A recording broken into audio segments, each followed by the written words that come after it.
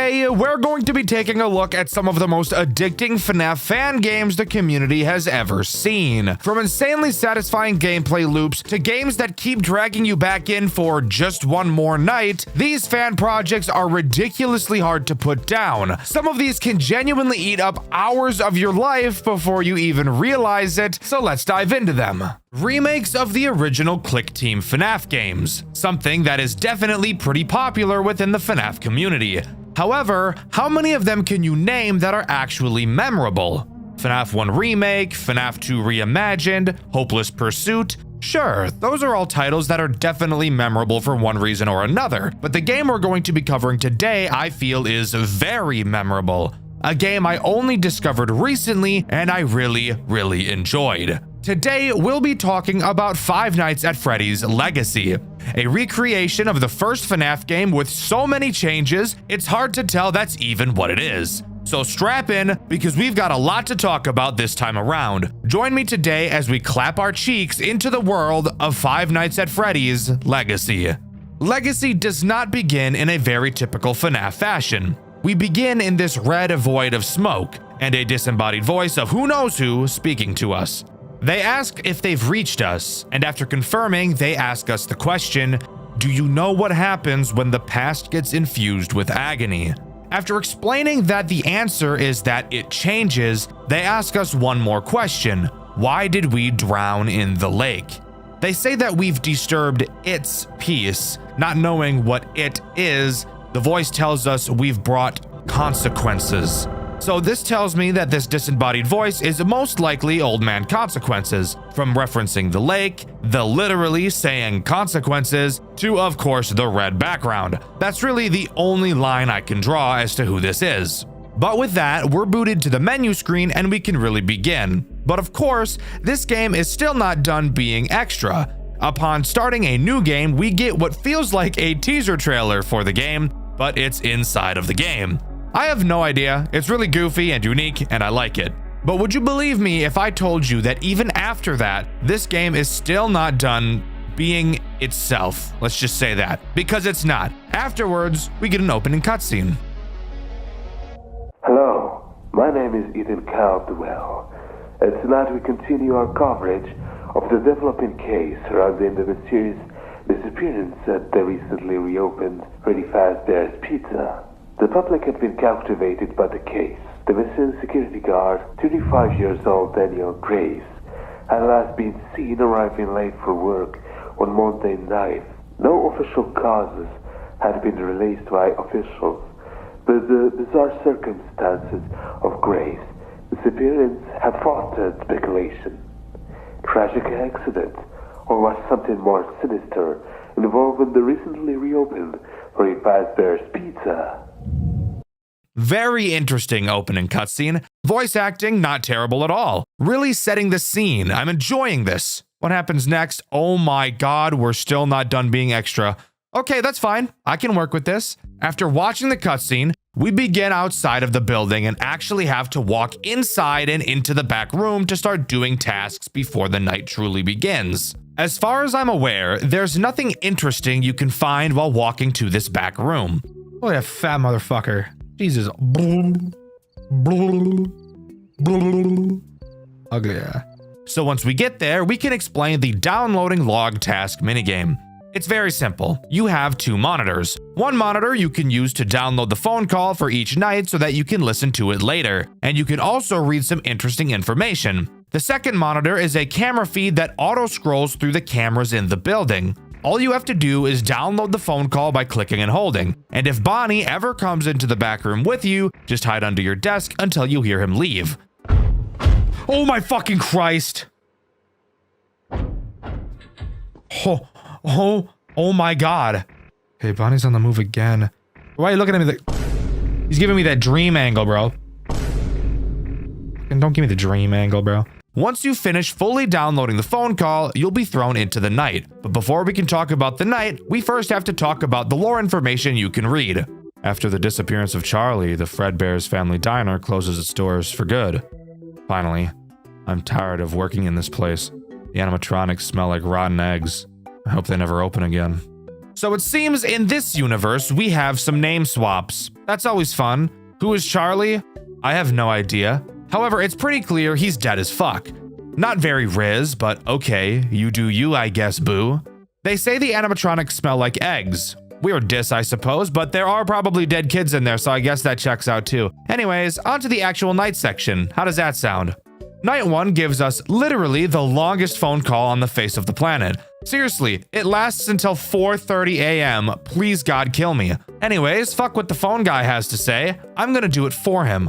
My voice is way better, and I know you guys have some odd things to say about my voice. Yes, I read every single comment I get, by the way, guys. Some of you are fucking freaks. Behave. Let's start by talking about your office because it is a little different from FNAF 1. You do still have 2 doors, so that's nothing new. On the left side, you'll be able to flash the light down the hallway and hold the door closed. Simple sugar. This is what I do to my Willy in bed. I just fucking rock it back and forth. I'm gonna shut up.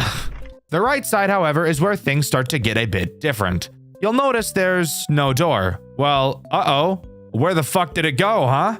Well, joke's on you, there was never a door there in the first place. Why the hell would this company install a door on one side and not the other? I have no fucking idea. Someone clearly did the budget very poorly and they should be ashamed of themselves because this is just embarrassing. To compensate for no door, you can flash your flashlight down the hall and see a grand total of fucking nothing at all because your flashlight is actually ass. But who cares, right? Let's just hope we never have to use it. In front of us is a monitor that surprisingly is not our camera. On it, we have 3 options: reboot, alarm, and vent. I literally never once used the reboot menu, so I'm just gonna pretend like it doesn't even exist. The alarm and vent sections, however, are important, and I will explain them more once they become important. Anyways, who are the big bastards introduced on this night? Well, it's a remake of FNAF 1, so that should be pretty obvious. Night 1 introduces Bonnie and Chica. Don't click off the video! I promise they're interesting and do wildly different things than what they do in the original. I wouldn't be covering this game if they didn't. I promise. Let's start with Bonnie since we've already encountered him in the pre-night minigame. Bonnie can attack both your left and right doors. Fuck. I was hoping we could avoid using the flashlight, but I guess I'll just put my balls in a vice grip then, who cares? Bonnie is a shy little autistic emo femboy and doesn't handle eye contact very well. So if you stare at the camera he's on for too long, he'll crank that Soulja Boy and knock the entire thing offline for the rest of the night. Which, by the way, the phone guy mentions that the repair for said camera will come out of our paycheck if that is to happen. And since we're living in FNAF world where we're making a whopping $100 fucking a week, I highly doubt one of our paychecks would even be enough to pay for that anyways. So let's really try to prevent that from happening, shall we? If Bonnie chooses to attack your left door, you will be able to see him in the hallway when you use your light. From that point, just hold the door closed until you hear him bang on it, and congrats, problem solved, he'll go back to the stage. Bonnie's attack on the right door is a little bit more interesting. When Bonnie gets to the right door, he will literally enter your office, which is just not a fun sight at all and will in fact make your blood pressure spike to 168 in a fraction of a second. Once he's in your office, you'll have to use the alarm system to make the loudest fucking noise of all time. And when you do, he'll run away because it's too loud and overstimulating. And remember, he's a little autistic, he's sensitive to sound, so you're really just bullying an autistic kid. That's not very epic, but do what you gotta do, I guess. Chica, on the other hand, also has 2 means of attacking you. The first has her go to a certain camera. Now pause for a moment. I want you to take a look at her belly and tell me, what camera do you think she goes to? If you said the bathroom to shit, I'll give you half points because she does travel through the bathroom. Chica's looking me in my eyes. Look at a cupcake. Look at a cupcake, bro. Look at his eyes. He's trying to seduce me and shit. And it's like low-key kind of working. I meant what? But no, the actual answer is the kitchen because she's a whale. If she's in the kitchen, you will have to use the bell button to scare her away. If you're wondering why the sound of a bell that signifies that food is ready would scare a hippo who eats for a living away, the answer is because she gets scared that the food has already been served in the dining room and she's really scared that she may have missed it and maybe the kids in the dining room have already started eating, but she actually has a rule in her house where nobody is allowed to eat until she's full, except spoiler alert, roly-poly ass chicken bitch is never full, so all of the kids starve and die. Anyways, move.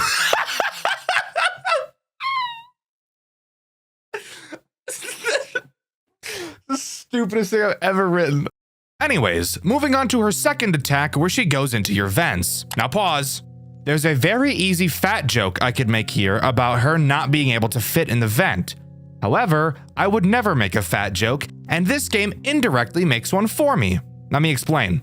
Throughout my playthrough, which you can see over on my second channel, Dxtr Black, Chica attacked me through the vent no more than 3 times ever. For some reason, she just doesn't really ever do it, which would lead me to believe that my headcanon that she's such a fat bitch. Which would lead me to believe that my headcanon that she's such a fat bitch that she's too scared to try and move through the vents would be correct. If you want to hear my alternative headcanon as to why she doesn't attack through the vents, even though she's programmed to, it's that she'd much rather go to the kitchen where the food might be. Pig-ass fucking robot bitch. Anyways, if she does go through the vent, she'll make a sound cue, and all you have to do is use your monitor to seal the vent until you hear her leave. But hey, not so bad. Pretty easy to understand overall. With that, we complete night 1 and can move on to night 2. But of course, before we can start night 2, we have a pre-night phone call to download. Fuck actually talking about the minigame part, it's literally identical to night 1, and the remainder of the nights are as well. But we can of course talk about the lore we can read during it. Finally got the job here at this new Freddy's location. I can't wait to start tinkering around with those animatronic models. They're supposed to have this new advanced free roam mode? Crazy technology. This message seems to be coming from a possible new hire technician designed to work on programming the characters.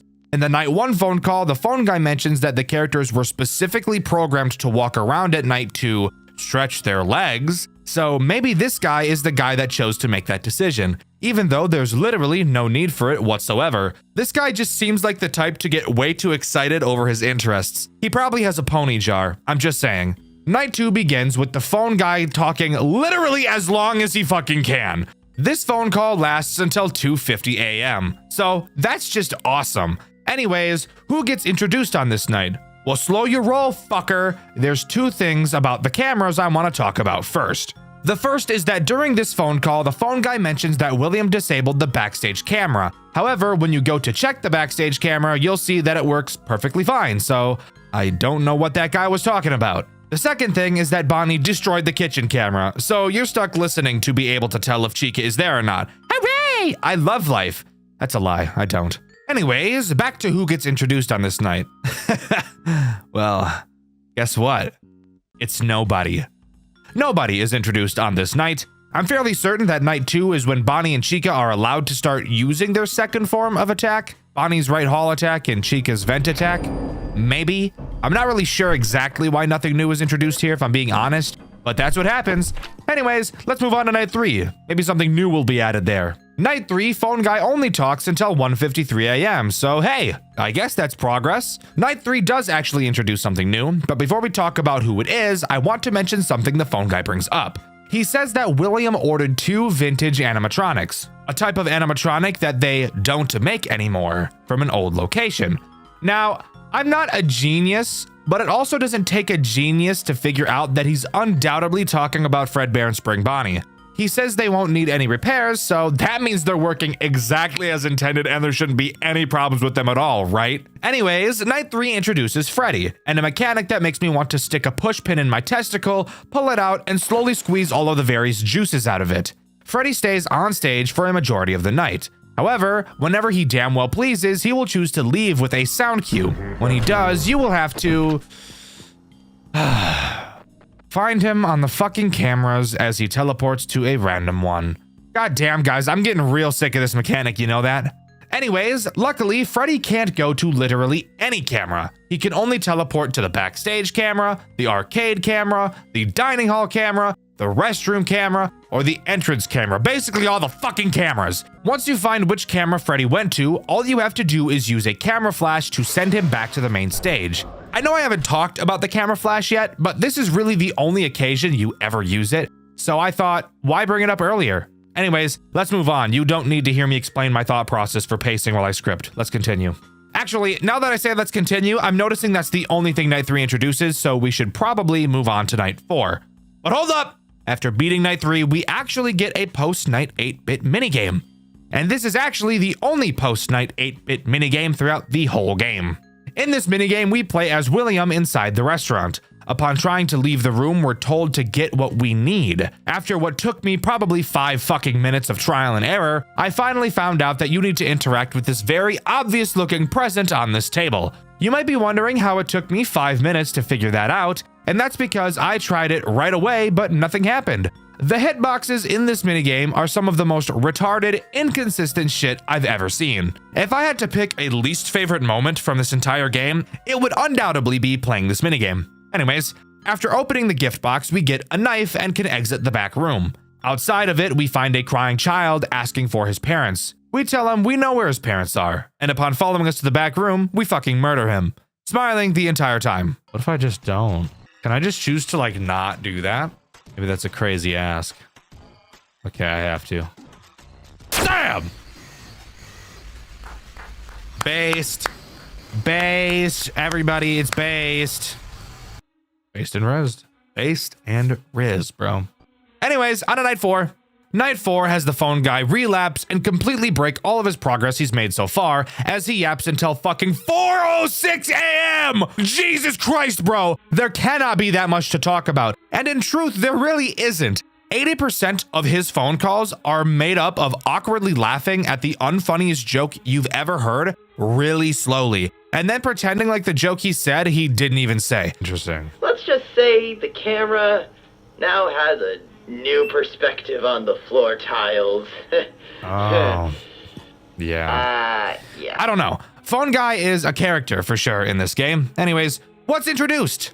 Night 4 introduces one new threat, that being Foxy. The final threat this game introduces, actually. And if you know my videos, you know I'm fucking lying and we're gonna introduce some more later, but fuck you. Foxy is probably my favorite character in this entire game, having his attack act as sort of a minigame reminiscent of Five Nights at Candy's 3.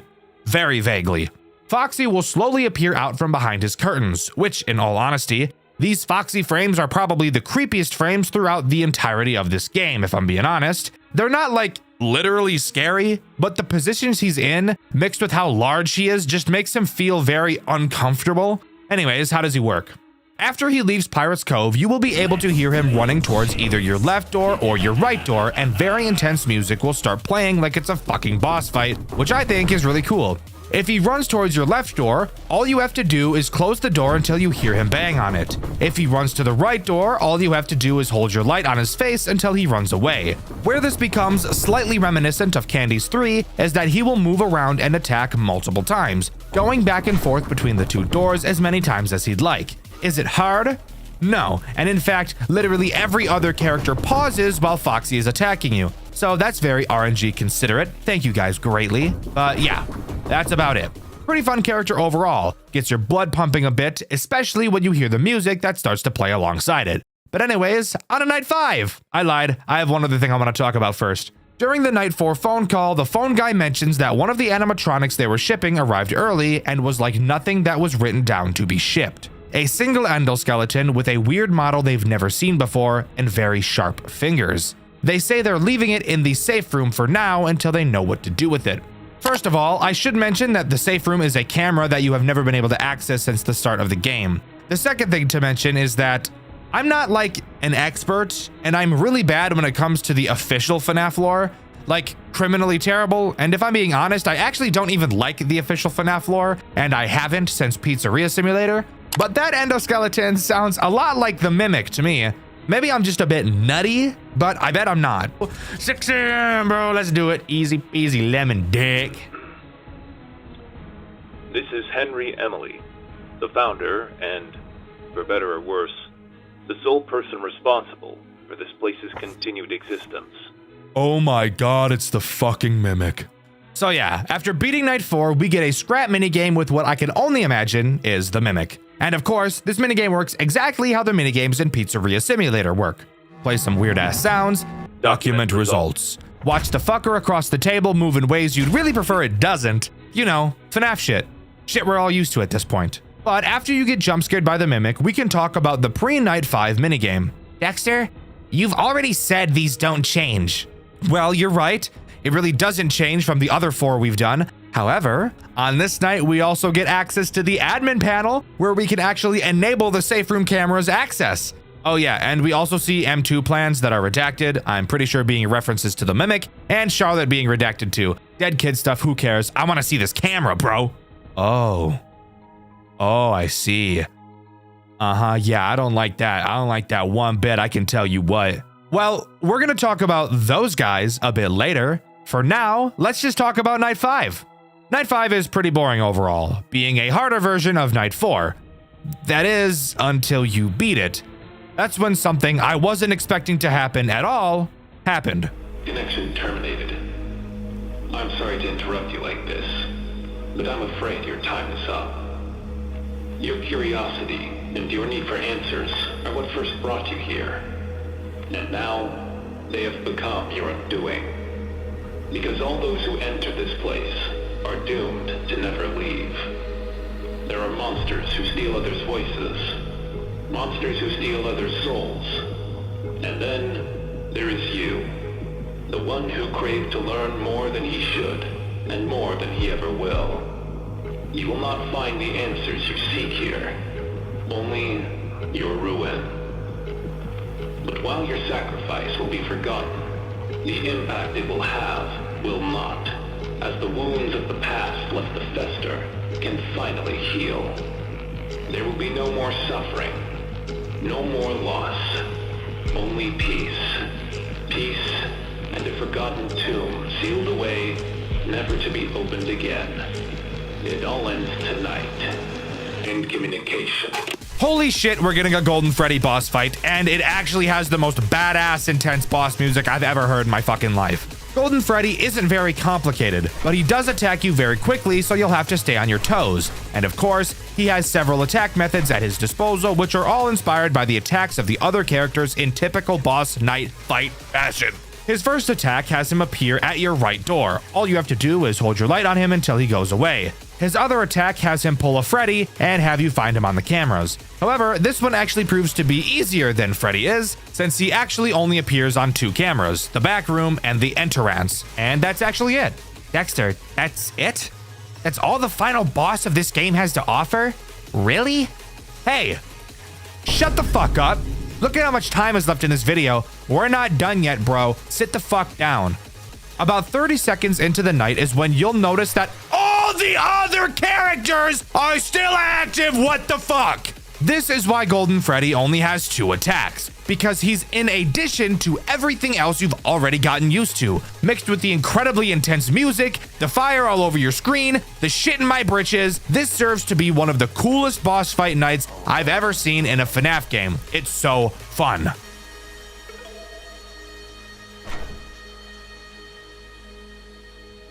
Good morning.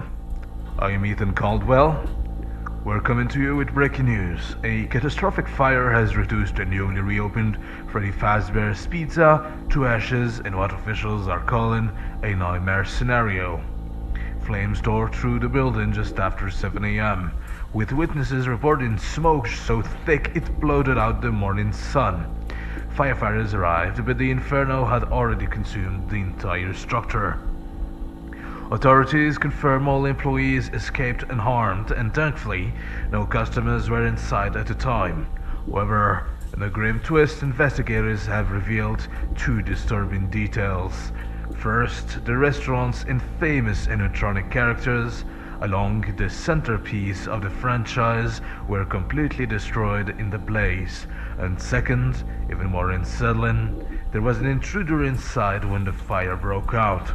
Security footage recovered from an external camera shows an unidentified individual entering the building in the middle of the night. Their motives remain unknown. What is certain, however, is that they never made it out. Police have not yet released a description, but sources close to the investigation say the manner of death was, unquote, horrific. This tragedy only deepens the dark legacy of Freddy Fazbear's Pizza. After years of controversy, bizarre incidents, and persistent rumors of hauntings, many are asking, was this arson, an accident, or something far more unnatural and sinister? We'll continue to follow the story shortly for Channel 7 News. Stay tuned. To our beloved Fazbear family, At Fazbear Entertainment, our top priority has always been delivering safe, wholesome, and unforgettable experiences for families across our establishment. In light of the recent isolated events at one of our locations, we want to take this opportunity to reassure our loyal fans that every possible measure is being taken to ensure such thing will not happen again. While the exact circumstances surrounding the incident remain under internal review, preliminary findings suggest it was caused by absolutely nothing related to prior complaints or unresolved maintenance issues. Our team is working closely with third-party investigators to determine the best path forward. We'd also like to clarify that reports of unusual activity prior to the event, including alleged animatronic malfunctions, unexplained power surges, are entirely unfounded and likely the result of overactive imaginations. Rest assured, all our animatronic performers are completely harmless and incapable of independent movement outside of their pre-programmed routines. Any footage suggesting otherwise is clearly doctored or taken out of context. As we look toward the future, Fazbear Entertainment is excited to announce a temporary pause on operations at the affected location while we conduct routine modernization efforts. We remain fully committed to reopening when the time is right. Thank you for your unwavering trust. Warm regards, Fazbear Entertainment Public Relations Team. Creating smiles, no matter what. Afterwards, we get yet another chat with Old Man Consequences. We obviously died in that fire on night 5, but the old man asks us what we would do if we could go to a timeline where the fire didn't occur. A timeline where William failed. The old man wants to show us what would happen, and show us he does. As next we're set to take on the Golden Ones. But before we do, we get a black gift box. Inside, a note which reads, "Every ripple is a year you can't take back." Night 6 has us take on Fredbear and Spring Bonnie, with all of the other characters disassembled in the back room. This night is easily the most challenging night throughout the entire game. Let's talk about why. Let's start by talking about Spring Bonnie, who has 2 forms of attack. The first has him attack your left door exactly like Bonnie. Same rules apply here, just close the door. However, it's a much better option to just not even let him get to your door in the first place. The way you do so is very easy. Whenever you flash Spring Bonnie on your cameras, he will go back to the stage. So you're obviously going to want to do that a lot. What about his second attack? Well, that would have him use the vents, which, by the way, unlike fat ass, fuck ass, dumb ass, bitch ass, dunce ass, stupid ass, dumb ass Chica, he will actually do very frequently, and he is incredibly fast in them. The moment you hear his vent sound cue, you need to drop whatever you're doing and focus on that goddamn vent, because he will rail you in your ass if you don't. But what about Fredbear? Honestly, he's easier than Spring Bonnie in every way, but he does cause 2 major annoyances in combination with Spring Bonnie. Fredbear tries to attack your right door, just like Bonnie. When he enters, play the alarm and he'll leave. However, when the alarm is playing, Spring Bonnie actually moves at a faster rate, which is just fucking awful. Also, it's probably a good idea to mention that Fredbear also attacks fast as shit. And actually, both of their aggression increases throughout the night. So near the end, you'll probably have Fredbear in your office all the fucking time. Hooray. But what about the other super annoying thing that Fredbear does? Well, Fredbear doesn't like being flashed and will disable any camera that you do flash with him on it, requiring you to reboot, which takes forever. The problem? Well, it's common for Spring Bonnie and Fredbear to appear on the same camera at the same time. And with how quickly Spring Bonnie moves, it's likely that the muscle memory to flash immediately will be built quickly. So if you're anything like me, you were accidentally flashing Fredbear a lot. And if you're really retarded like me, you'd forget that the camera's being disabled does not mean the night is over, and every single time you accidentally flashed Fredbear, instead of just rebooting, you instead chose to restart the night every single time. I'm not the brightest person, guys, okay? I try my best over here. These streets are hard. Even though these 2 characters together don't have many ways of killing you, this night is still incredibly stressful, mainly with just how fast these 2 get in the final hour. However, something about this night, and this entire game in fact, is that I honestly never once felt like RNG was a factor at all. And that's rare. I play FNAF games for a living, so I see a lot of them. And never once have I played a game that really felt like there was no RNG at all. And I honestly think that's one of the coolest things, ever. But if you can keep your composure long enough, you'll complete the night and get to watch this super awesome tape.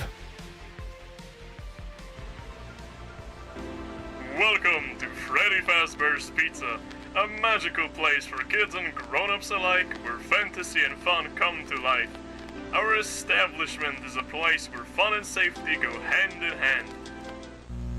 Part of what makes our family-friendly experience so special are the animatronics that entertain our guests. To ensure they continue to operate smoothly and safely, proper cleaning and maintenance is essential. And that's where you come in, our dear employee. Without you, none of this would be ever possible. In this tape, we will guide you through the process of cleaning our beloved animatronics. It is important to follow these steps carefully and thoroughly to keep our characters in tip-top shape and ensure everyone's safety. How to clean the joints and the mechanisms. First of all, you will need a soft brush, a mild cleaning solution, and a dry towel. Avoid using any harsh chemicals as they can damage the animatronic suit. Using said soft brush, carefully clean the joints and mechanical parts while avoiding any visible human remains. Human remains, human remains, human remains.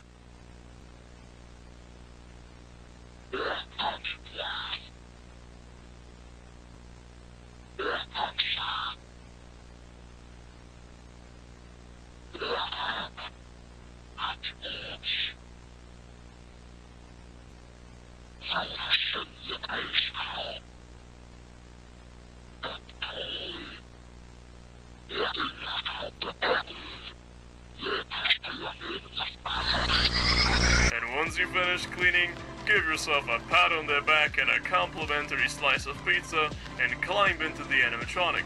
This really makes sure that it's ready to entertain our guests again. And thank you so much for being a part of Fazbear Entertainment. Fazbear Entertainment is not responsible for any injury, loss of a child, or loss of a head that may occur on our premises. By entering our establishment, you agree that Fazbear Entertainment is not liable for any damages, accidents, or unfortunate incidents that may arise. While I do find it incredibly unfortunate that I had to look at fat shit Toy Freddy for a majority of this tape, we do see some pretty rizzy stuff, like a redacted dead child probably, and of course the Golden Freddy scene, where he mentions there's a girl inside of him, most likely referring to the fact that there are two souls caught inside of the Golden Freddy suit. Something about this game that I really like is that there's so much additional, non-repetitive things added to it. The random 8-bit minigame, this tape, the salvage minigame, none of it was needed, but I think it's such a nice touch that it was chosen to be added anyways. After the tape, we get one final chat with Old Man Consequences. He asks if we wish to go back, if we're finally satisfied. He mentions how boring the present is and asks if we enjoyed the legacy. Nice name drop, by the way. There's also like so much other bullshit he says in this final cutscene. I'm gonna be real, guys. I just cannot be fucked to try and understand it. There's so much random symbolic shit about like the lake being a mirror and being pulled out when you're choking from drowning in the lake, but the lake is a mirror, so what the fuck? I hate metaphors and I don't want the headache. I'm sure whatever this means is super deep and cool, but I'm not about to spend the next 5 hours writing a fucking MLA format essay trying to decipher it. Not my forte, thank you. But with that, that's all Five Nights at Freddy's Legacy has to offer. Overall, I think this game is probably my favorite reimagining of the original FNAF game that I've ever played. Each character feels super unique, and even the typical boring characters have multiple ways to attack you, which keeps them interesting the whole time. There's so much extra things added throughout the game to keep the loop exciting. The game looks amazing, the story is intriguing and mysterious, which I know a lot of people really like, and I would definitely recommend you go and give it a try. But let me know what you think. Do you agree with me, or do you think this game is just trying to be another generic FNAF Plus?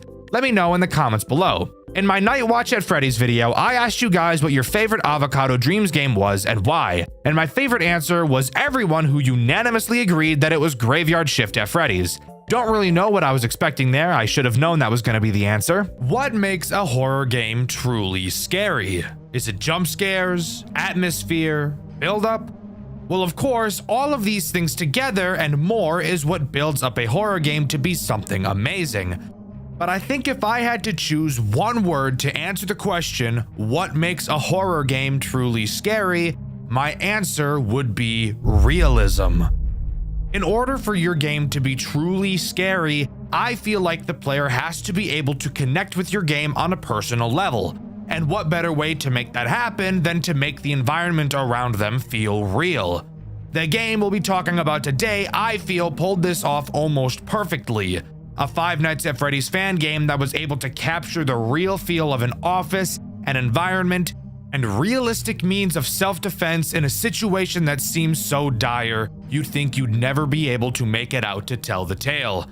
The game we'll be covering today is Freddy's Reanimated, the most realistic FNAF game ever made. Reanimated does not begin like most FNAF games tend to. This game opens to a dark void. We're told that when we die, we will be brought back to this void and that we won't be remembered. However, if we are to be remembered, what is the name we'd like etched into our headstone? And it's here where we can actually choose a name for our character. Afterwards, we're booted into the menu where we can begin the game. As the game begins, we're given a pretty eerie opening cinematic, something pretty uncommon with Five Nights at Freddy's games. It serves to show how we found the job online on a listing site to work as a security guard for 5 days in an abandoned pizzeria. Fantastic! I know myself personally would never accept a job that I know for a fact won't even last a week, but hey, different strokes for different folks, I suppose. With that, we're thrown into the first night where I can talk about hands down one of my favorite parts about this game. Loading into the office, we're hit with something crazy. This game looks real. The office looks like an actual office, with objects placed around that actually look like they should be there, not just a random assortment of items like we typically see in FNAF games. And the sound design is amazing. This game looks real, it sounds real, and I think that's one of the big reasons why people love this game so much. It tries to feel real. Watch for when he's closest, he can be tricked easily. What the fuck does that mean, bro? Holy shit. Hello. Oh my god. Hey. What the fuck? That means you made it. This looks sick. Welcome. Of course, like most FNAF games tend to do, we have a phone call on each night to listen to. Instead of the usual where the phone guy at least sounds somewhat like they know what they're doing, the phone guy in Reanimated sounds baked out of his fucking mind. Speaking of which, the only reason we have a security guard job right now is because the place is being demolished soon. So we don't want any funny business going on at night. He tells us the basics of our camera. Who cares? That's my job. What he does say that's actually of note is that the building we're in has been abandoned for over a decade. And the only reason we're watching over it now is because the building is about to be demolished. And for some reason, they're concerned about funny business going on because of that. I have no idea what funny business is supposed to mean. My first guess was people breaking in to steal something, but then I thought, well, that doesn't make sense. People could have been stealing from this place for the last 10 plus years. Why would they all of a sudden decide they needed to do this now? Maybe it means graffiti, but the place is being demolished, so who cares? This is such a weird thing to latch onto, but I just feel like it's strange to mention this now. And it does actually bring up a good question. Why would you hire someone to guard a building that won't exist in 5 days? But you never hired a guard for the past 10 years that it was abandoned. It almost makes you wonder if they were expecting something to happen. And maybe that's why they're demolishing it. Before I get into any of the characters, let's talk about the controls of this game and the 3 tools at our disposal. You can only look in 2 directions in this game, at your computer and at your door and window. Something super interesting about this door is that it is actually just a door, which is pretty scary in a game like this where your doors are mainly known as your only means of defense. You can pull the blinds of your window down if you want to, and when I first found that out, I was reasonably concerned as to why. I see this right here, and I know this game's about to be fucked. I know this game is about to be so fucked, dude. It's just a normal fucking door. Bro, these motherfuckers gonna open the shit out of that thing. And we'll get into why in just a minute. But first, I really want to talk about the cameras and why they serve to be one of the most difficult things to deal with in this entire game. Upon looking at the cameras, you'll realize there's no typical camera map and buttons. Instead, there's just arrows at the bottom of the cameras that you can click to move from one camera to the next fairly slowly. This is brilliant in 2 ways.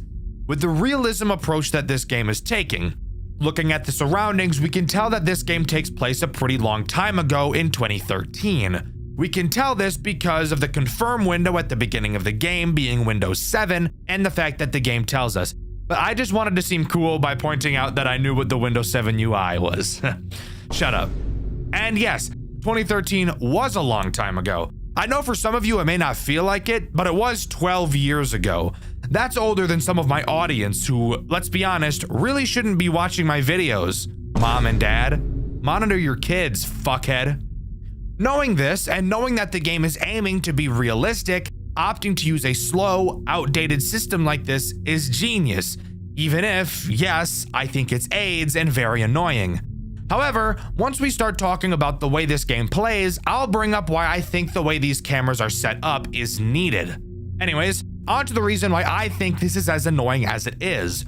Mainly because it's not consistent in one way that I would expect it to be. There are 9 cameras in total to surf through.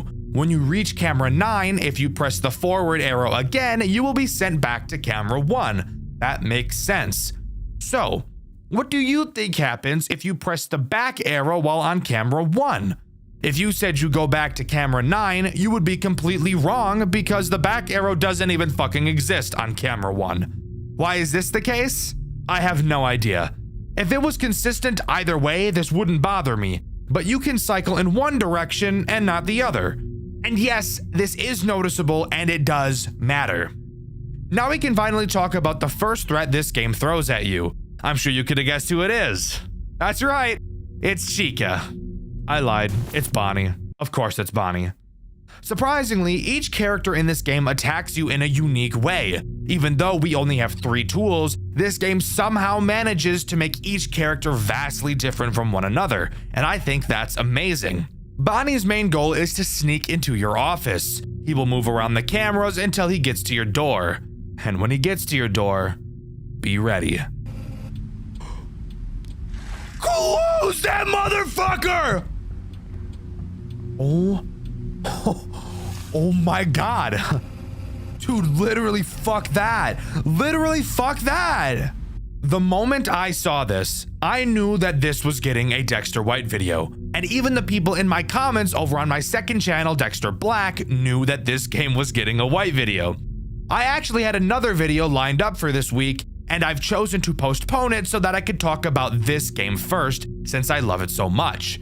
It's moments like these that FNAF games need. Once Bonnie is at your window, all you have to do is hold down your blinds until you hear his big fat feet galloping away. Not an overtly difficult character to deal with, but really paves the way for what the rest of this game has to offer. Luckily for us, there's a post-night minigame section after each night that we get to talk about. But hold up, Dxtr. Don't you usually hate post-night minigames? Yeah, typically I do. However, this game's post-night minigames don't make me want to shove a porcupine in my asshole backwards. There's no repetitive 8-bit minigames, and again, what we're doing in these minigames still feels realistic. After completing the night, we get another call from the phone guy. He asks us before we head home to go into the storage room and find an old computer, which we can use to upload some old pictures and footage of the building to the cloud. He says he wants to upload some of the interesting stuff to his personal blog, which I'm sure violates some sort of contract, but who am I to care? I break the law all the time. For example, if I was in the UK, I'd probably be arrested on the spot because of the language I choose to use. Anyways, something I think is cool is that we actually get to walk into the back room. We don't just miraculously get placed there. This will become important later, by the way. After walking into the storage room, we can access the computer and start uploading files to the cloud. You'll notice that you can turn to the exit of the room. For now, it's unknown why.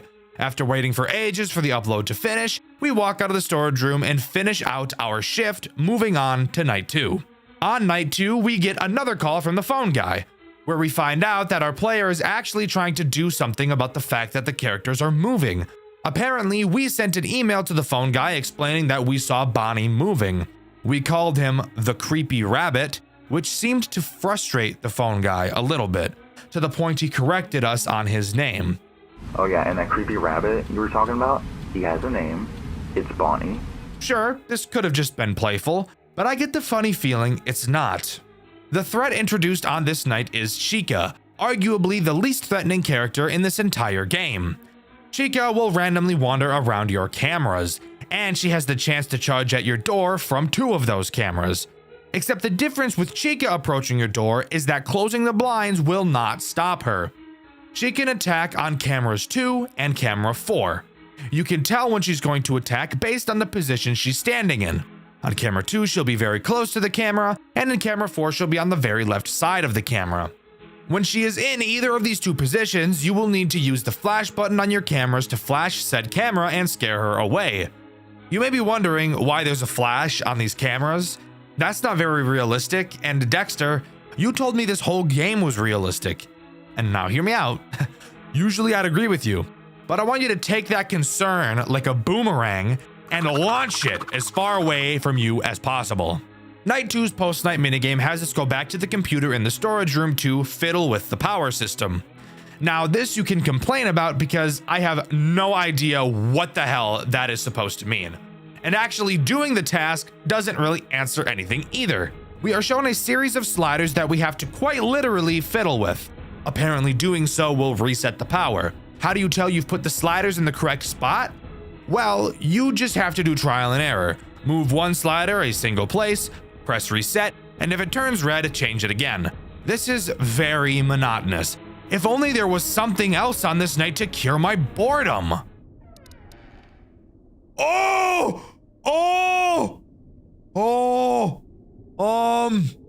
I don't want to look back. What did I tell you? It's moments like these that really make these FNAF games stand out. To any future FNAF devs, do cool shit.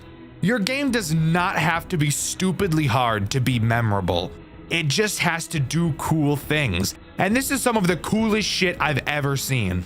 While looking at the computer, Bonnie will slowly try to creep closer and closer to you.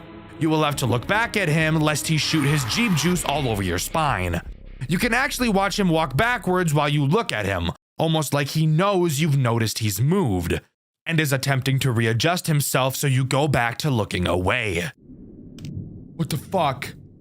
Oh my god, oh my god, oh my fucking god! Did you see that shit? Motherfucker just crip walked back, he moonwalked. It's honestly some of the creepiest shit I've ever seen come out of a FNAF game, and I love it. After completing this minigame and turning towards the door, you'll realize that Bonnie has gone away. Obviously getting bored of you because you're boring. So all we have to do now is walk out of the building. You want me to walk out that motherfucking door? You honestly want me to walk out that fucking door? I mean, I'll do it, but fuck. Oh my fucking god! This game is fucking awesome, by the way. But now it's time to move on to night 3. On night 3, the phone guy says he got another email from us because we told him that Chica was now moving too. He said that in case anyone else starts moving, we should use the flash because they're probably not used to bright lights. Again, I find this weird coming from him. And come to think of it, why would any of the animatronics from any FNAF game be sensitive to light? They're always on stage where bright lights are beaming on them almost constantly. So I just find it odd how much the phone guy seems to want us to do this. He ends off the call by stating he wanted to tell us a story, but he's out of time. Maybe we'll hear that story another day. For now, let me tell you the story of Sparky the dog. You remember, the hoax character that was said to be in Five Nights at Freddy's 1 way back in the day? Yeah, for some reason he's in this game. And he's the threat introduced on night 3. His mechanics are simple, but really start to show how annoying this camera system is going to become. Occasionally, Sparky will bark. When he does, he will be teleported to a random camera. You will have to find which camera he's on and flash him. Am I a huge fan of this mechanic? No, not at all. And I'm really not a fan when I have to meticulously scrape through each camera one by one. Overall, so far, it's not going to be all too bad. Keep your eyes on Chica, find Sparky every once in a while, and occasionally hold the blinds for Bonnie. Simple sugar, not so bad. But trust me, it'll get bad pretty damn fast. After completing the shift, we get another call from the phone guy. He tells us the cameras have been acting strange, and that we should use the computer in the storage room to reset them. He also curiously mentions that he has remote access to the camera system. So that brings up the question, Why the fuck are we even here? If someone else is able to watch the cameras in the safety of their own home, where there aren't a bunch of murder robots trying to butt fuck them, who cares? Let's just finish our shift and head to the storage room. I'll see you on the flip side. I'll see you in the grave, asshole. So let me tell you a little something. Oh my fucking God! I love this game. I don't know if that was obvious or not. Entering the storage room is when we enter by far the most difficult minigame section in this entire game. I'm not kidding. We're tasked with literally just holding a button down on the PC. Once it charges all the way, we'll reset a camera and move on to the next one. However, when you let go, the bar will very quickly decrease. That may not sound so bad. It would only be bad if we had a certain purple distraction trying to blow our backs out now, wouldn't it? What the fuck? What? Bro, he's fast as shit. Bonnie is the sole reason why this minigame is so AIDS. Bonnie, for some reason, thought that today was the day he was going to take the Rock Lee ankle weights off and show us his true speed. Bonnie is so astronomically fast during this minigame, it's not even funny. 3, 2, 3. Oh my motherfucking God. Oh my fucking God. Oh my fucking God. Gonna break his knees? You have maybe 2 seconds of time to look at the screen before he kills you, so you have to be fast. And what adds to the difficulty of this night, the hitbox of the progress bar you have to click and hold. Swiping your mouse back and forth to check on Bonnie, then moving back to the computer is insanity. And when you come back, you have to hold the position of your mouse on this tiny little progress bar and continue to hold. But you can only hold for maybe 1 second before you have to turn back around to Bonnie and wait for him to walk all the way back to the door. And keep in mind, the progress bar is decreasing every time you look away, so you're really just fucked. And once you complete a camera is when you notice you have to fix 3 more. And if you ever die to Bonnie, go back into them all over again. Fuck you. This minigame took me around 30 minutes to finally complete. It's unironically the second hardest canonical challenge in this game, and I would love to have to never do it again. Oh, but one more interesting detail about this minigame.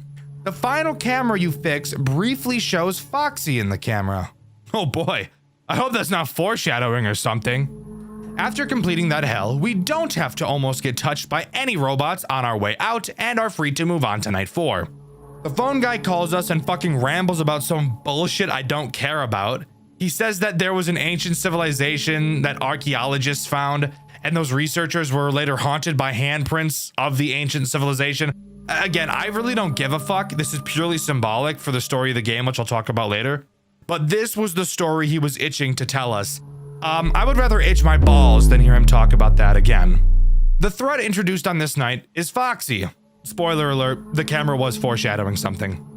Foxy acts exactly how you think Foxy would act. You have to look at him to stall him, and if you don't, he'll run to your office. But as I'm sure you could have guessed, he too doesn't care about your door. Watching him will push him back, so you know, just make sure you're doing that. Something of note is how Foxy breaks the cycle you've been really trying to build up throughout the game, forcing you to develop a new one. Up until this point, watching Chica has probably been your main focus, but now with a character that demands even more attention, I'm sure you could figure out why Foxy will put a big wrench into your plans. Now you have to find a way to constantly watch Foxy and Chica, and lucky us, Foxy is on camera 6, several cameras away from Chica's attack cameras. This game knows what it's doing. Sure, it's frustrating, but it's also genius. In this post-night minigame, we're told we have to fix a ventilation problem. Phone guy tells us it's just turning a few knobs. The ventilation room is in a door right off of the storage room, so the storage room is where we go. I don't see anyone yet. Hi, Bonnie. Were you expecting me to go there? Were you expecting to cut me off? Sorry, asshole. Not gonna happen. Is that not horrifying? Bonnie is standing right next to the computer we've been going to every night. He's starting to remember our patterns, getting to the computer before we can in hopes that he could jump us. But lucky for us, the computer is not where we need to go this time. Entering into the ventilation room, we have 6 knobs in front of us and 2 large vents to our left and right. Pretty reminiscent of the office from Pizzeria Simulator. I wonder if anything is going to come through those vents to try and kill us. Silly little viewer. Of course there is. This minigame's threat is Foxy.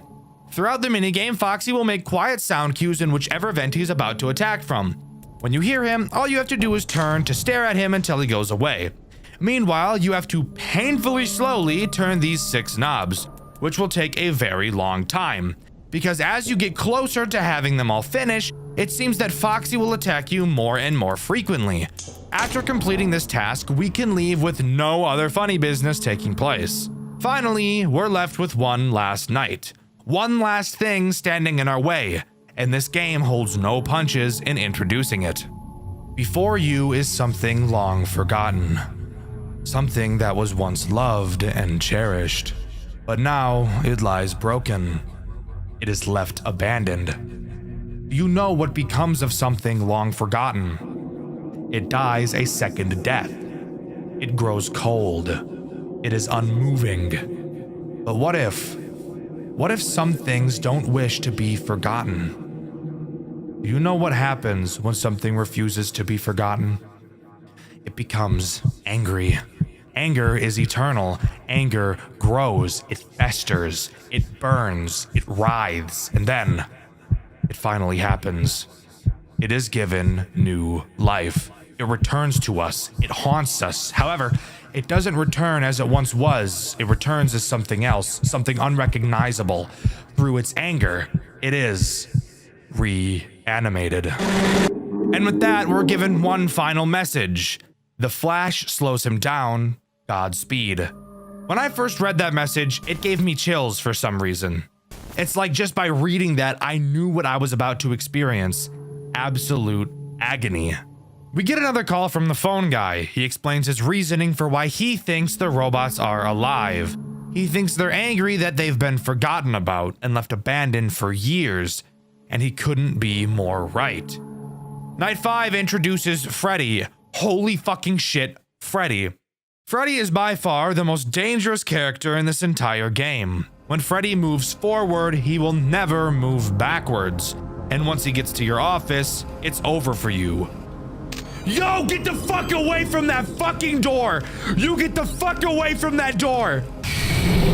What? Oh, fuck, dude. Freddy is a dick. Raps. How do you stall Freddy? By using the flash, of course. When you flash Freddy, he will cover his eyes. Something interesting to note is that Freddy is the only character to be animated on the cameras. Such a small detail, but a detail I think is really cool. If you really want to make sure Freddy doesn't move, you'll have to time his intervals, since they don't vary. And make sure you're onto his camera and flash him at quite literally every single opportunity. You don't have much time to waste, as Freddy is fast. Really fucking fast. I don't quite have the vocabulary necessary to describe how intense this night really is. And if you get bad Sparky spawns like I often did, you could easily spend hours on this night. I was lucky enough to only have it take me a single hour. But if you manage to control your nerves long enough to complete this night, we will have one final minigame to talk about. After completion, we get one final call from the phone guy. He very ominously tells us to enter the dining room. He says he wants to show us something. Upon entering the dining room, we're greeted by all 5 animatronics staring back at us. The camera to the dining room flashes, and we hear the phone guy, named Ralph, explain that the reason it flashes is so that you can take a screenshot of the camera. Ow! Oh! Oh! Fuck! See? That's why I told you to make it a boomerang. Ralph then used that image to post on his blog. He's been using these camera images for his blog all week, and we were the bait. One last goodbye is said, and the restaurant goes quiet. The gameplay of Freddy's Reanimated is incredible. There's no doubting that. This game, of course, has a custom night with 3 additional unlockable characters, the first of which being Bon Bon, who's actually a reference to the game Freddy's Web Adventure. Pretty cool. Occasionally, he will appear on your cameras. If you don't click him fast enough, he will disable all of them for the remainder of the night. The next character you can unlock is called the Hawk. He acts as a Phantom Chica-like character. He will periodically appear on the cameras, blocking the view, and if you don't turn away from him, he will kill you. Pretty simple, but in a game where the cameras are super important, this guy can be a big pain in the ass. Finally, the last character you can unlock is Sienna, by far the most cancerous of the Custom Night 3. She will occasionally block the clock next to your door, which somehow prevents time from passing. This is a Custom Night character that can drop the realism at this point. All you have to do is click her nose and she will go away and the time will continue to pass. Altogether, completing a custom night with these 3 additional characters is a torture I would never want to put myself through. But shout out to Dark Ryun who was able to pull it off, and whose footage you're seeing right now. I should mention that the custom night does have a secret ending, but I'll bring it up when I talk about the story of this game, which, you know, we'll do right now. The story of Freddy's Reanimated is honestly one of the most surprisingly thoughtful pieces of writing I've ever seen in a FNAF fan game. It's not about murder or purple men or endless timelines that make my brain feel like fucking mashed potatoes. It's about being forgotten, and about what happens when something that used to bring people joy is left to rot and fade away. The entire game is built on this theme: nostalgia, decay, and the quiet horror of being erased from memory. Freddy's Reanimated takes place inside Freddy Fazbear's Pizza Place, a restaurant that's already dead by the time we get there. It used to be loved. Kids laughed, parents smiled, the animatronics performed, and everything was fine, until it wasn't. Over time, the crowd stopped coming, the lights dimmed, the laughter stopped. The building was abandoned and left to gather dust for over a decade. No massacres, no missing children, just nothing. The kind of death most things really suffer. When the game starts, we're told the place is finally being demolished, and Ralph, the manager, hires a night guard to keep an eye on the place for the last few days. That's us. But before us, there was another guard, Mike Schmidt. Yeah, that Mike Schmidt. He worked one night, just one, and didn't make it out. In the demo of this game, we actually see what happened. Mike survives until 6 a.m. The power cuts, and Freddy himself storms into the office and literally bites his head off. No mystery, no cover-up. It's brutal, it's direct, and it sets the tone for everything that follows. When Ralph brings us in months later, he acts like none of that ever happened.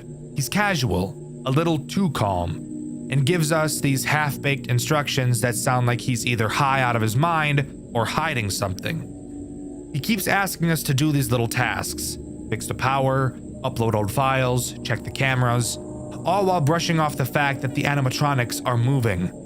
Every night, our character emails Ralph describing what they saw, and every night Ralph dances around the truth.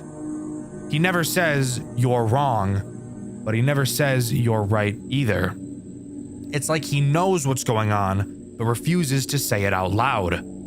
Then, finally, on the last night, Ralph tells us a story. The story he's been dying to share. He says that back in the 1940s, archaeologists discovered a cave covered in human handprints. The people who found it were haunted by those same handprints for the rest of their lives. Like the dead were reaching out just to remind them they were still there. And Ralph thinks the same thing is happening to Freddy's. He believes the animatronics are moving because they refuse to be forgotten. That after sitting abandoned for over a decade, their anger, this pure, desperate rage, literally reanimated them. Not out of vengeance, not because of possession, but because of memory. Because they were once loved and then left behind. It's such a fascinating take. The idea that these animatronics aren't evil, they're afraid. Afraid of fading away. It's one of the first FNAF fan games I've seen that makes you feel sorry for the monsters chasing you. They're not killing you because they want to, They're killing you because they don't want to disappear. After you survive the final night, Ralph asks you to head into the dining room. He says he wants to show you something. When you enter, all 5 animatronics are standing there, waiting for you. It's one of the eeriest visuals in the entire game. Completely still, completely silent. Ralph activates the camera flash, and the screen freezes in a burst of light. Then he says, I finally figured out what the flash button does. It lights up the room so that you can take a screenshot of the camera you're looking at. I finally have more recent images for my blog. And that's when it hits you. The whole time, we weren't protecting the building, we were the bait. Ralph was using us to get the footage and screenshots he wanted for his personal blog, to turn the remains of this haunted restaurant into online content, the same way we, as players, chase nostalgia. Ralph chases it too. He's obsessed with documenting something that's supposed to be gone. After everything, the building is demolished. Ralph's posts about it online, sparking renewed interest in Freddy Fazbear's Pizza Place. People remember it again. The animatronics, those same restless spirits that didn't want to be forgotten, finally get what they wanted. They are remembered. And then they rest. The player gets their paycheck. The story ends not with a scream, but with silence. It's such a powerful way to close things out. Freddy's Reanimated isn't about surviving animatronics. It's about the fear of being erased. It's about what happens when the world moves on and leaves you behind. Even the custom night ending reflects that idea. Mike Schmidt's death is written off as a bear attack. Just a tiny headline, nothing more. And Freddy Fazbear himself, lying in the rubble, surrounded by everything that used to be alive, now just forgotten scraps of metal. For a game that's meant to be realistic, it's ironic that the story is one of the most human I've ever seen in this genre. Freddy's Reanimated isn't just the most realistic FNAF game ever made, it's one of the most real stories the community has ever told. Would you like to hear one last interesting piece of information I have to share? There is a secret in this game up until this point. As far as I'm aware, nobody has ever found it, and I can guarantee you've never seen it before. A secret so rare that the chances of finding it exceed luck that no human has ever had. And I want to thank City, the author of the FNAF fan game wiki, for providing me with this information and allowing me to share it with you guys. We know that Michael got bitten and killed by Freddy, but did you know you can actually see Michael's corpse inside of the game? You just have to be incredibly lucky. To start, you must have already beaten the main game. No custom night completion is necessary. Then you have to restart the game from night 1. Before completing night 3, you will have to die at least 5 times. Then, upon beating night 3, when entering the hallway, there's a 1 in 10,000 chance to see the corpse. Slight gore warning, by the way. This is probably the most realistic looking gore I've ever seen in a FNAF game. If you can pull all of that off and get more lucky than any human on Earth, this is what you will see in the hallway. Truly some of the scariest shit I've ever seen. But there you have it. That's everything as far as I'm aware that Freddy's Reanimated has to offer. Overall, this game is one of the coolest experiences I've ever had since starting this channel. I don't think this game is nearly my favorite. I think I like Juniors and Banshee just a little bit more, but it's definitely close. The atmosphere, the sound design, the game design are all borderline perfect works of art. But let me know what you think. Do you agree with me, or do you think that this game is actually just fucking horrible? Let me know in the comments below.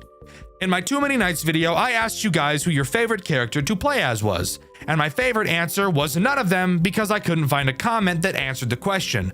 But I did find a lot of comments upset with me because I choose to say retarded. Who is your favorite Five Nights at Freddy's game developer? Maybe it's Mixless for the amazing Tyke & Sons Lumber Co. Maybe it's Scott Cawthon himself for making the series we all love so much today. My answer should be pretty obvious if you're at all familiar with my channel, and that developer is Garrett McKay, responsible for amazing games I've covered on this channel like Fredbear's Frights and A Bite at Freddy's. He was also a 3D modeler for Pop Goes Evergreen, but he's also responsible for another amazing project, a project I've been asked to cover many times ever since the release of my review of Fredbear's Fright. I'm sure you're all very familiar with Fredbear and Friends Left to Rot, which is the game I will finally be covering in this video. Going into Left to Rot, I had no idea what to expect. I had seen absolutely nothing about the game going into it, which is how I go into most of the games I cover on this channel. All I knew was the game's developer, who I already had a lot of confidence in. So let's waste no time and jump into the long-awaited coverage of Fredbear and Friends Left to Rot. Rather than throwing you into a menu screen like most FNAF games, Left to Rot begins with a cutscene, similar to Garrett's other works. This cutscene appears to be an instruction tape, informing workers how to switch from the old Fredbear and Spring Bonnie animatronics over to the new and improved Freddy and Bonnie. We have to dismantle the old animatronics and replace them, afterwards adding Chica by Freddy's side. This is actually really interesting. Instead of just replacing the animatronics, we sort of reused some of the endoskeleton pieces from the old models, meaning that, technically, Fredbear is still a part of Freddy and Spring Bonnie is still a part of Bonnie. Something interesting to think about. After this cutscene, we're actually thrown into another cutscene. We're in a car on the phone with an unknown person. We're told by this person that we're supposed to enter an unnamed building and head straight into the office.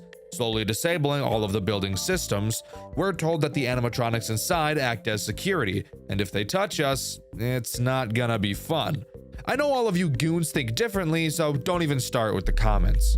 We enter the building and the real gameplay can begin. On this night, we're in the observatory, and our main goal is to get through each camera and disable their audio and their video. That doesn't sound very difficult, Dexter. Shut the fuck up. You know full well there's gonna be some animatussies trying to hit us from the back. The three characters trying to grab up on us are Fredbear, Spring Bonnie, and the prototype. Fredbear is pretty simple. If you see him standing approximately 6 feet away from you, aka close enough to smell his rancid breath, jump under the desk like they're the trenches in World War I and pray to God that his breath isn't the equivalent to mustard gas. Once he leaves, you can pop back up. Spring Bonnie is much the same, only instead of his breath smelling like all the dead fish on Earth, Spring Bonnie's breath smells like ass. Because you know what they say, you are what you eat, and he's eating a whole lot of ass. Did you know back in middle school when all of the kids were saying what they wanted to be when they grew up? Some kids said firefighter, some kids said police officer. This motherfucker right here said, I wanna be an astronaut. I wanna explore booty. Absolutely foul robot. The prototype is a bit different, however. Just being an endoskeleton, he really doesn't have any meat on the bones, meaning there's nothing for you freaks to grab up on. Usually, my metaphors have to deal with the robots touching us, but after reading some of your feral comments, I get the feeling my metaphor should be the other way around. Anyways, if the endoskeleton is in your office, just flash your light at him and he'll go away. Overall, this room isn't too difficult, but really shows off just how creepy the atmosphere for the rest of the game is going to be. Also, yes, I said room, not night that time, because this entire game takes place in a single night, as we make our way through a giant building trying to find something that is so far unknown to us. Let's waste no time and hop into the next room. Before we can go into the next room, however, we have another minigame / cutscene to go through. In this one, we see Freddy, who is actually talking to us. This, by the way, is just another tutorial tape for employees where they're shown how they can remotely control the animatronics while they're on stage. We move his jaw, and my favorite, make him shake like he's having a seizure. Jumping into the next phone call, we stand outside of a mysterious door. Are your nuts quaking staring at this door? Mine are. We're told that behind that door is a storage room, and that inside there are some items that we need to collect. Entering the room, we grab a few remotes and a larger screen. Not totally sure what these things are. Maybe a camera system? Who knows? Now all we need to do is walk out of this door right here and oh god damn it, of course it doesn't have any power. This is gonna be a survival section, isn't it? Hey, future Dexter here. He's right. It's a survival section. To prevent this Dxtr from going apeshit feral mode, I'm going to take over this section for him. In this section, we have to charge up the door we need to exit through, while staying safe from Max. Who the fuck is Max, I hear you asking? I have no idea. But he's behind this curtain. Seems to be a puppet type thing, I'm not really sure. As we, slowly as fuck, charge up this door, Max will start making moves, and we have to keep him behind the curtain by flashing our light at him. This room is incredibly easy. Max does not move very fast, and even though the door takes about 2 decades to charge, you won't really ever feel in danger throughout. Going through the dark doorway, we continue. Before entering the next room, we have to interact with yet another tape. This one teaches us how to test arcade machines. We have to play 2 fuck-ass minigames that I hate in order to continue. The first game where you play as Spring Bonnie in space, having to shoot little Bonnies at pizza to defend who the fuck knows what. This game takes so goddamn long to complete. I'm actually getting sick to my stomach even thinking about it. The second game we have to test is an interesting one, to say the least. We play as Sneaky Guy. Who the fuck is Sneaky Guy? I don't know. All you do in this game is run around aimlessly through rooms until the game just shits itself. Thank you, Fredbear and Friends Left to Rot. What a great use of my time. After that, we immediately enter Test Room 1, which is just a child's bedroom. A little weird why that would be a test room, but we're going to pretend like that isn't incredibly alarming. The guy on the phone tells us that he's not entirely sure what's actually in this room for us to collect. But before he can say anything else, the phone call goes to static and cuts out, leaving us alone for the very first time. Oh shit, guys, I just pissed the bed. Editor, can you bring a mop, please, and clean up the piss mess all over the fucking bed? Thank you so much. I'm sorry. I know this is such a big pissy mess, but I don't know what happened to me. Usually I'm better at this. I mean, look at this mess. It's got to be at least a gallon or 2. Thank you, editor. I apologize for this disgusting inconvenience. You can leave now. Thank you again. Sorry about that, guys. Let's just talk about the room now. In this room, the goal is to pry open this vent, slowly as fuck.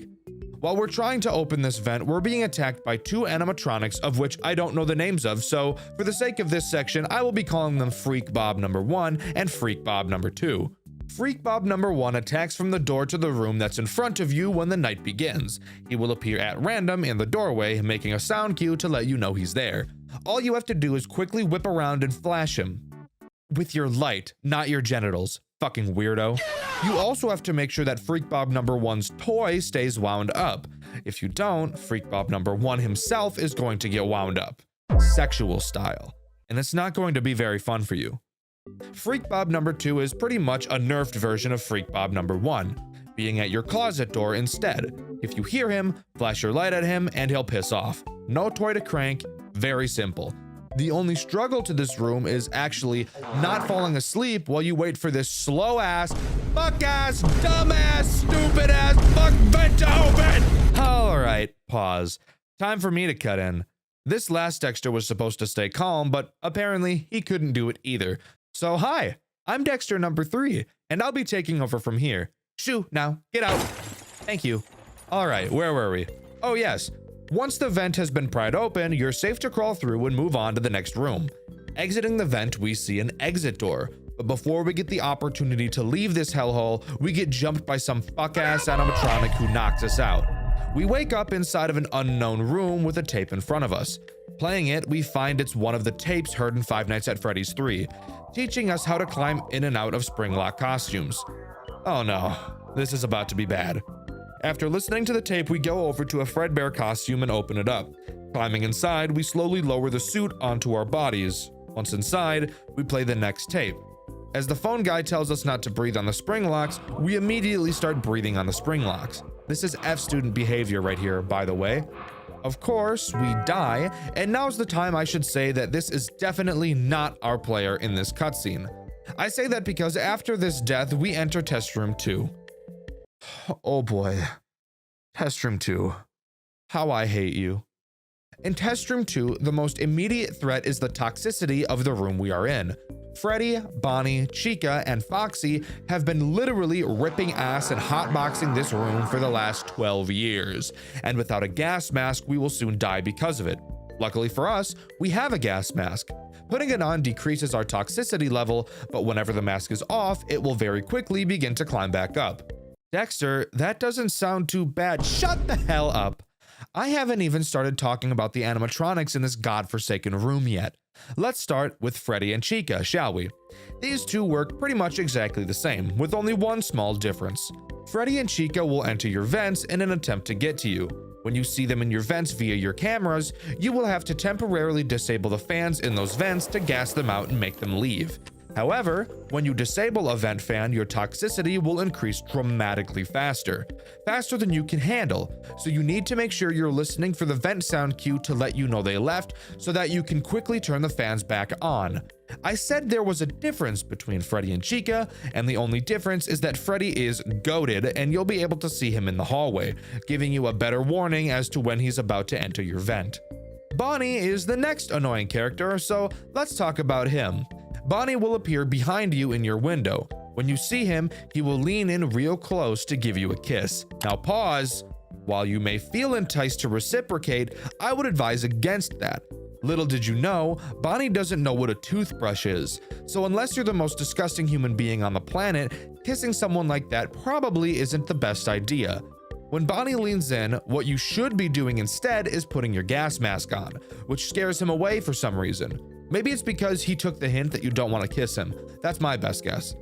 But now, we need to talk about the behemoth, Foxy.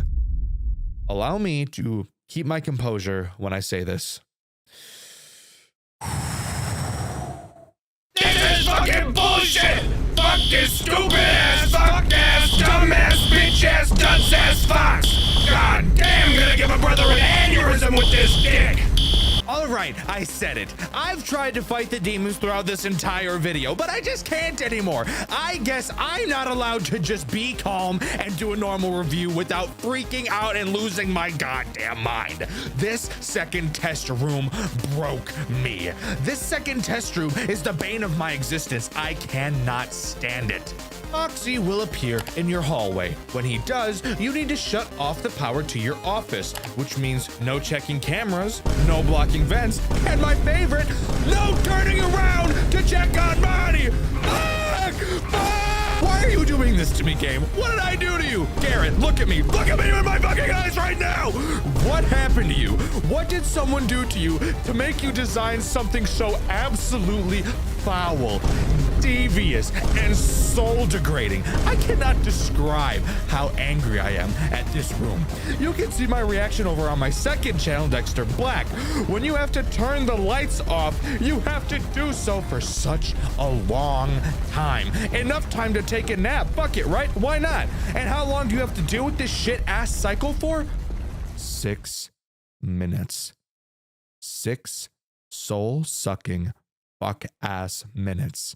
I was so close to ripping out my pubic hair with my teeth while suffering through this horrendous room. 6 minutes doesn't sound like a long time, but trust me, this is the longest 6 minutes I've ever been through, especially when I died at 5 minutes about 100 times. I'm drained, completely drained. I don't know if I can continue writing about this game. I don't know if I can complete it. Not so bad when you listen. You know, maybe if you listen more often, people wouldn't call you butt as fuck. Oh my god, that noise scared the fuck out of me, but I did it. Damn, half an hour on that bullshit. I did it. God, it is real. Thank God. I thought I'd never escape that bullshit. Oh my god, this is making me want to go outside and appreciate life. Fuck FNAF, fuck YouTube, I need to be out in nature. No, actually, scratch that. Women are outside, and women are scary. Let's stay inside where it's safe and no woman would ever go. And continue to the next cutscene. The next cutscene has us learn how to clean a fursuit, something Cord Kitty should have taken notes on. Freaky fuck. After cleaning the suit, we're thrown into the final test, which is unironically my favorite section in this entire game. During this final test, we have to send what the game calls the suit into the office. This suit will move around the cameras, and whenever we see him without his eyes glowing, we need to press the return button. After doing this about 5 times, the final test is over. Congrats, you've just beaten— Nah, I'm just fucking with you. Of course there's more than that. On top of the suit, we have a few other threats to deal with. Let's start with the Lil Bonnie. Side note, I know these guys have actual names, but I think Lil Bonnie sounds better, so kick rocks. Lil Bonnie will occasionally pop into your office. When he does, all you have to do is use the jumper cables on your desk to shock his nipples and scare him away. Lil Freddy is probably my favorite character in this entire game, however. He will occasionally appear in your window. You'll notice a piece of paper on the window as well. When you see Lil Freddy, you'll have to move the paper to cover his eyes so he can't see you, confirming that Freddy has no object permanence. Lil Golden Freddy is the last character to talk about. He can jump in front of your cameras, fucking them up. And when you see him doing this, all you have to do is reboot the cameras and it's GG easy. After moving the suit successfully to the office, the power goes out, and it looks like Golden Freddy appears in front of us. We try desperately to use a remote control to shock him, but it doesn't work. He lunges at us, cutting to black. We cut back to see the bathroom camera from Five Nights at Freddy's 1, and Golden Freddy waving us into the female restroom for some reason. A little bit of a creep freak, if you ask me. Shortly after, he kind of just stares at the camera all weird like, before we're shown we got the tragic ending. Endings? Oh no. So, in my playthrough on Dxtr Black, for some reason I never got the other endings. I have no idea why. I have no idea what's wrong with me. But don't worry, I'll cover them here. Just know that from this point forward, all the footage you will see is from Dice Games. Thank you for actually completing this game, Dice, like I didn't do for some reason. Before I cover all the endings, I need to quickly talk about Insane Mode, found in the Extras menu. It's a much more challenging version of Test Room 2, which, fuck that. No way in hell I'm even thinking about touching that bullshit, and I didn't on my playthrough on Dxtr Black either. Maybe that's the reason I never got the other endings. Anyways, after beating Insane Mode, we're greeted to what looks to be Freak Bob number 2 from Test Room 1 lying on the ground. The guy on the phone apologizes and says that they will soon go after Afton. We're shown a piece of paper that reads the following. Experiment number 3 notes. Experiment number 3 tests the binding effects of the high-energy substance variable to surfaces larger than those in experiments 1 and 2. As the surface variable increases in size, the energy output decreases only slightly. The surface tested on for this experiment was the Mouseki version 2 animatronic. It is unknown whether the results were influenced by integrated motor components of the surface. 2 more experiments will be necessary to evaluate for bias. Experiment overall successful. More details in the experiment log. As some people are aware, Garrett McKay's games are connected. In this note is a reference to Mouseki from Fredbear's Fright. It appears that Freak Bob number 2 might actually just be an earlier version of Mouseki. Now, back to ending grinding. Going all the way back to the phone call before the storage room section, if instead of going straight into the storage room like I did, you instead can turn left and you'll find a safe. Inputting the code 321975, the safe will open and you'll be able to take a small remote out. Using this remote, we can go back to the final test room and use that remote to shock the suit as it enters our office, fucking its shit up, making it get its jiggy on. Giving us the good ending. We're greeted to a final cutscene where we box up Fredbear and Spring Bonnie for good, and we're told that because of William Afton, the company has to be sold and the building will be locked up forever. Now's the time where I need to talk about Custom Night. Usually I never talk about custom nights in my reviews, but the custom night in this game is actually very important. There are several pre-built custom challenges that give fun rewards like in FNAF 2, but the all 20 mode is the challenge that's really important. So let's go over how everything works. On custom night, we're in an office we've never seen before, with 4 monitors and 2 hallways leading to our office. First, how do we win? Well, on the 4th monitor, you'll see a list of detections. This is just like the mechanics from Pizzeria Simulator, where we have to deactivate everything on the monitor in order for the night to end. There are actually 2 pages of detections, meaning that we have 10 total to deactivate, and goddamn does it take a long time to even deactivate one of them. So cool, easy enough. Now, what about the threats? Let's start with Timothy, or as we've been calling him, Freak Bob number 2. Timothy will appear in the right hallway of your office. When you see him there, you'll have to use your hyper flash to scare him off. Next up is the prototype. He's pretty similar to Freak Bob number 2. He will appear in the left hallway of your office, and instead of using the hyper flash, you'll have to shine your light at him until he decides it's time to goon again and leaves. Next on the chopping block is Roger, aka the Freak Bob number 1 toy. He just kinda chills on your desk. Keep him wound up to stop him from chomping on that delectable tush you've got. The suit is next. He appears on your third monitor, which has 2 cameras. If you ever see him on any of them, you need to press the advance button to make him run away like a little bitch. Next up is Jeffrey, or as we've called him, Lil Freddy. Lil Freddy will appear on your first monitor, which has 4 cameras. If you see him on one, you need to make that camera go to static so he doesn't see you. Remember, he has no object permanence. Barry is up next, aka Lil Bonnie. He'll appear on the second monitor. It'll be kind of hard to see because of how dark it is, but when you do see him, you need to shock his nipples again. That gets his rocks off. And finally, we have Lewis, or of course, better known as Lil Golden Freddy. Lewis can appear on any of your monitors, and when you see him, you need to reboot it as fast as possible, making him probably the most annoying character in all of Custom Night. The combination of all these characters together is brutal. You will barely have time to do the tasks you need to complete this night. I, of course, have not beaten all 20 mode because I value my sanity, but to anyone who has beaten this like Dice Games, congrats because this is nuts. After completing 720 mode, you unlock access to a final minigame. You play as a character in black inside of one of the pizzerias. You turn off the power to the building and get inside of a Fredbear costume and go to the office to, quote, find the intruder. Once in the office, you grab the security guard and drag him away, giving us the getaway ending, with text displayed on screen stating no one will believe him. We also get a little creep shot of a foot that I know you guys are wanting to give a quick lick. Don't even lie. I actually have a small theory that this minigame shows what really happened in the final test room of this game. When the lights went out, whoever was in that suit that we were trying to get to the office gets to us and drags us away. But because we pick up that special remote, we were able to shock him and stop him. But that's just a theory. A gay theory. Thanks for watching. But with that, that's all Fredbear and Friends Left to Rot has to offer. I thought this game was crazy cool. I think I still like A Bite at Freddy's a little bit more, but holy crap, this game is amazing. Despite my fucking hatred for Test Room 2, I can put that aside and appreciate the amount of work that was put into this game. But what do you think? Do you agree with me, or do you think I was wrong as fuck and that this game is actually a pile of dog shit? In my Glitched Attraction video, I asked you guys what your favorite level from the game was, and my favorite answer was this one by none of you, because no one answered the goddamn question. So fuck me, I guess. However, I did really like this comment exchange by Andy Gunn and Cobalt. Gave me a little chuckle, what can I say? It's pretty normal for me to get suggestions for games to play, and especially so when a new FNAF fan game gets released. However, I'm going to be completely honest with you.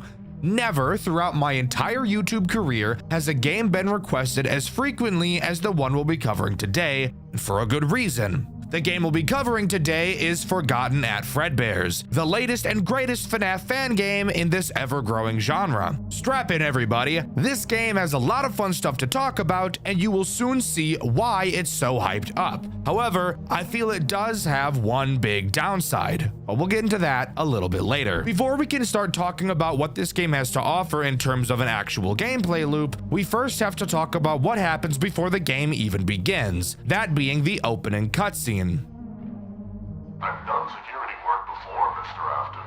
But this, the hours, the pay, it doesn't add up. Why me?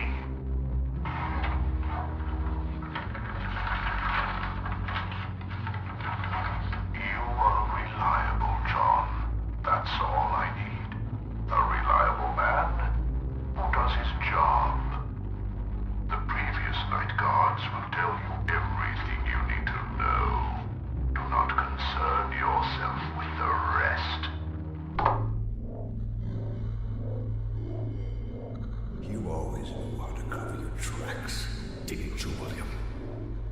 But I know what you've done. I've always known. It's not revenge. It's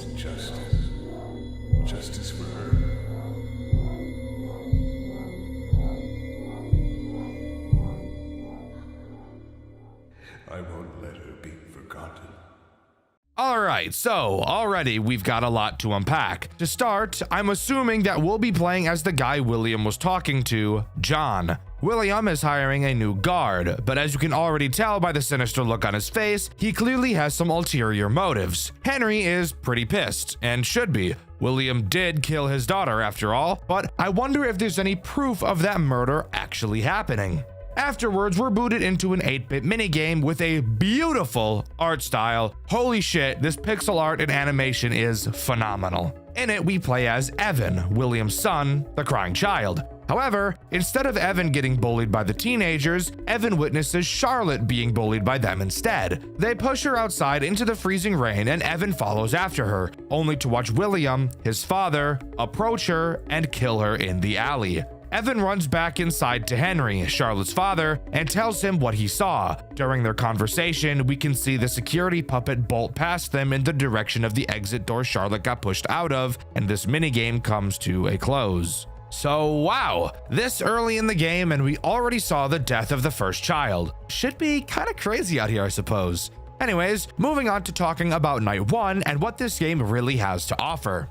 The first thing I want to point out is how beautiful this game looks, especially when it comes to lighting. The designers of this game absolutely nailed the atmosphere of this game, and trust me, it only gets better the further down the rabbit hole we fall. The controls of this game are really a masterpiece, I can't lie. In my FNAF Rewritten 87 video, I mentioned how much I hated the way the mouse controlled, and how it was probably my biggest issue with the game. I cannot make the same complaint about Forgotten at Fredbear's. This just might be the most satisfying and responsive mouse controls I've ever felt while playing a FNAF game before. You wouldn't think you'd really notice a difference between FNAF games, but when you play as many as I do, it will be something you pick up on really quickly, and I really appreciate the devs of this game for nailing this so perfectly. Anyways, what about the tools at our disposal? Well, this game keeps it pretty simple. In our office, we have 2 entrances, I think.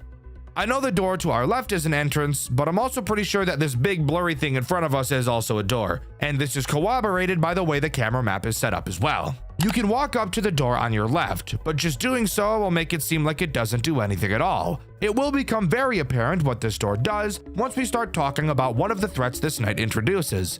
Of course, this game also has a camera system, as I already mentioned, and it comes equipped with several speakers to play music over. I'm sure you can guess where this is going. Before we start talking about threats, I think we should talk about this night's phone call and why I feel it's so weird. There are actually 2 phone guys, and each of their names are Joe, referring to themselves as Joe A and Joe M. They mention what we'll be doing throughout the night, but who cares about that? They also mentioned the disappearance of Charlotte and how it affected Henry. Apparently, now he's just hiding out in the basement. The Joes said they snuck into the basement to see him, but were caught and thrown onto the day shift, which is why we're on the night shift now. Very, very interesting and intriguing stuff. And if we don't figure out what's down there, I think I might tear my foreskin off. I think I should also make it clear that Henry is under the impression that William is on the night shift, so it appears William hiring us is a type of cover-up for something. Maybe that's why he looked so sinister. So, time to talk about the 2 threats this night introduces. To begin, we'll talk about Spring Bonnie. Another quick thing I want to mention is the character designs these animatronics have. They all look super sleek, but Jesus Christ, are they uncanny and terrifying looking. If I were a kid coming to these restaurants, I don't think I'd ever want to come back. These things are scary as fuck. Anyways, what does Spring Bonnie do? Well, he makes use of that left door I mentioned earlier.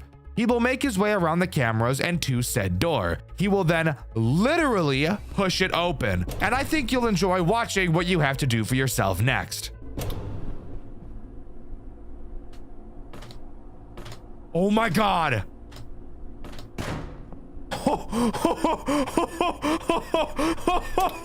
What the fuck? Yo, that's fucked up. That's so fucked up that you just did that to me? Tell me that's not the coolest fucking thing you've ever seen. They're straight up tossing in some after hours at Cody's level timing shit, and I'm all for it. It really adds to the stress and tension that the actual employee would be feeling during this moment. I think it adds so much to the atmosphere and really makes it feel like you're part of the experience. The next threat this night introduces is the security puppet, easily one of the most uncomfortable looking characters to come out of this game. The way she works is very simple, but that doesn't make her mechanic stop me from blowing my foreskin up like a balloon and making some balloon animals out of it. The puppet will come out of the prize corner and attempt to get to your office. However, instead of having a bullshit music box, she instead is just attracted to the sound of music. Most of the cameras on the map have a music button I mentioned earlier. If you hold down one of these buttons, music will begin to play. However, only so much music can be played on each camera. You'll be able to see the music draining on the button, so you'll have to use it sparingly. If you play the music on a camera adjacent to the camera the puppet is on, the puppet will be dragged into that camera. Continue doing this to pull the puppet away from your office, and make sure you're keeping track of how much boof juice is in your music boxes, and you'll be a-okay. Something you'll notice is that this night ends at 3 a.m. I thought that was really weird, but guess what? We're not even close to being done talking about the first night, as we're thrown into a repair minigame after completing the main part of that night. In this vent area, there are 4 vents, one on each side of you. Ignore how we even got to this position. I'm assuming we just climbed through one of the vents possibly.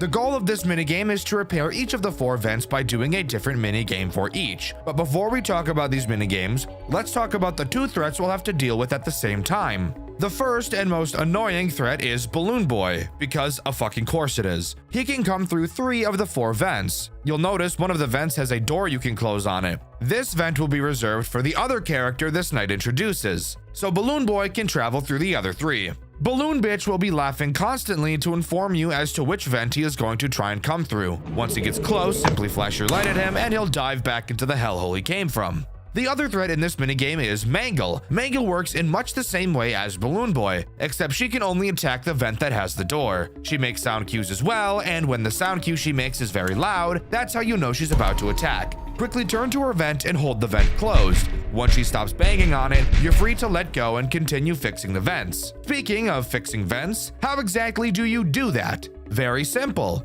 Just kidding, each vent has a different minigame. The first vent will have you match several symbols multiple times over. This minigame is obviously super simple, but do keep in mind you will be being attacked by 2 dickheads at the same time. Once you complete this minigame enough, you can move on to the next. The next minigame has you playing Simon Says. Easily the most frustrating of the 4 minigames for one main reason. You cannot drop the maintenance panel until the system has stopped showing you the Simon Says panels. So, if you hear Mangle about to rape your shit, you'll have to wait until the panel very slowly shows you all 5 squares you have to memorize before you can deal with her. You then have to hope to God you remember the pattern as you turn back, because if you fuck up, your repair percentage will drop and you'll be stuck doing this minigame for even longer. The next minigame is Simple Sugar. Every few seconds, a letter will appear. All you have to do is press that letter on your keyboard. Do this enough times, and we can talk about the final minigame. The final minigame blows a bit of dick. You will have 2 bars with 2 small rectangles at random points on them.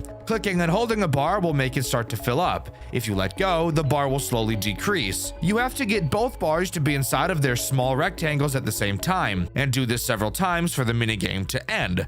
This isn't by any means a difficult minigame, it just makes my dick hurt and my blood pressure rise. But if you can complete all 4 minigames, Night 1 will officially be completed. That's right, that was all only Night 1. Hooray! Hooray! I let you take the night shift. I thought the other guards were too curious. I told you I trusted you to handle things. So go ahead, play a little card. But I know what you did, and I'll be the one who will deal with you. Our creations will be your undoing. I know the truth, and I won't let you live after what you did to my girl. I know what you are capable of. I'm sorry, old friend. Well, would you look at that? Henry appears to be tampering with the animatronics to make them more hostile to attack William, since obviously Henry is aware that he killed his daughter. However, what Henry doesn't know is that William isn't actually working the night shift like he said he was. William is 3 steps ahead. He knew Henry would do something like this, so he lied to Henry that he'd be taking the night shift and hired us in his place. This is actually some really cool light Yagami type storytelling. I actually really like it. Now, moving on to night 2, we have the night segment to talk about, and the new threat that this night introduces, the little whiny, annoying bitch himself, Balloon Boy. Balloon Boy's mechanics are honestly pretty simple. You just need to have some decent reaction time. Balloon Boy will move around the cameras at complete random, so tracking him just doesn't even matter at all. At random times, he will enter one of your 2 vents. A very loud, obvious sound cue will play when he does so. A few seconds after you hear the sound cue, he will drop down from any of the 2 vents on your office ceiling. All you have to do is click whichever vent he's in, but you do have to be very fast since you will not have a lot of time to click on him. Once you click him, he'll crawl back into the vent like the disgusting little fucking nematode he is, and then his cycle will repeat. In all honesty, I like Balloon Boy's mechanic. Reaction-based mechanics are always something I'll favor since it's just something I feel I'm better at. However, I do have a complaint with the response of this mechanic. Let's use Spring Bonnie as an example. When you properly hit a timing during Spring Bonnie's attack, there is a visual indicator that you did so.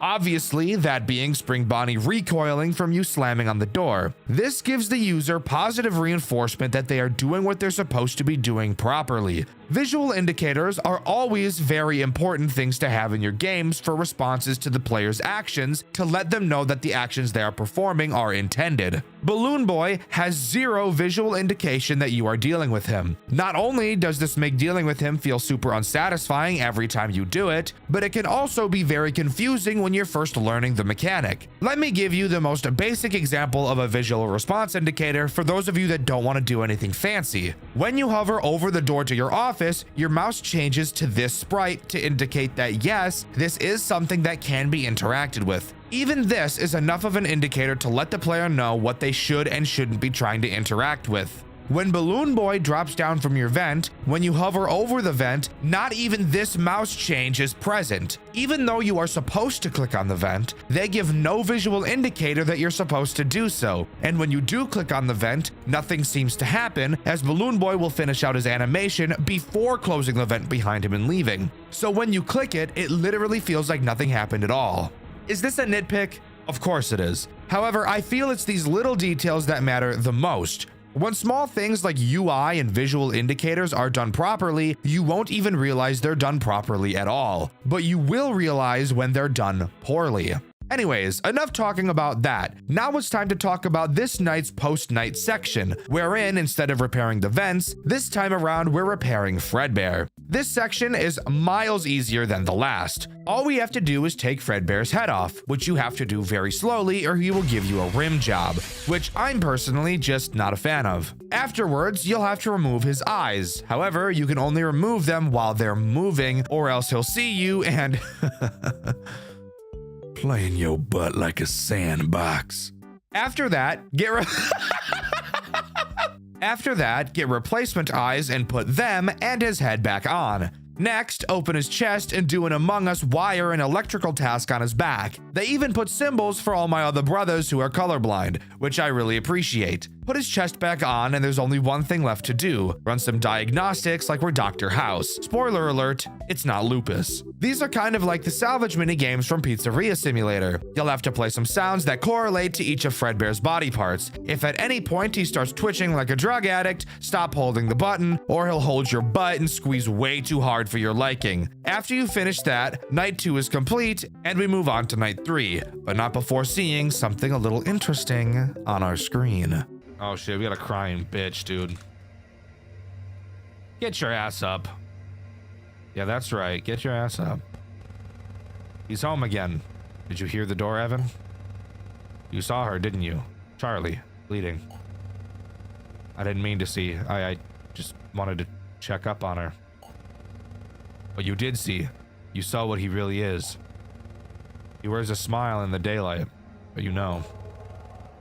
You didn't forget. I don't want to remember. Too late. You know what happened to your sister, Evan? She's at Mom's. She's just visiting. No, she's not. Do you really think you're safe here with him? Lie still tonight. Don't speak. For next time, he'll open the door. No. Please don't be him.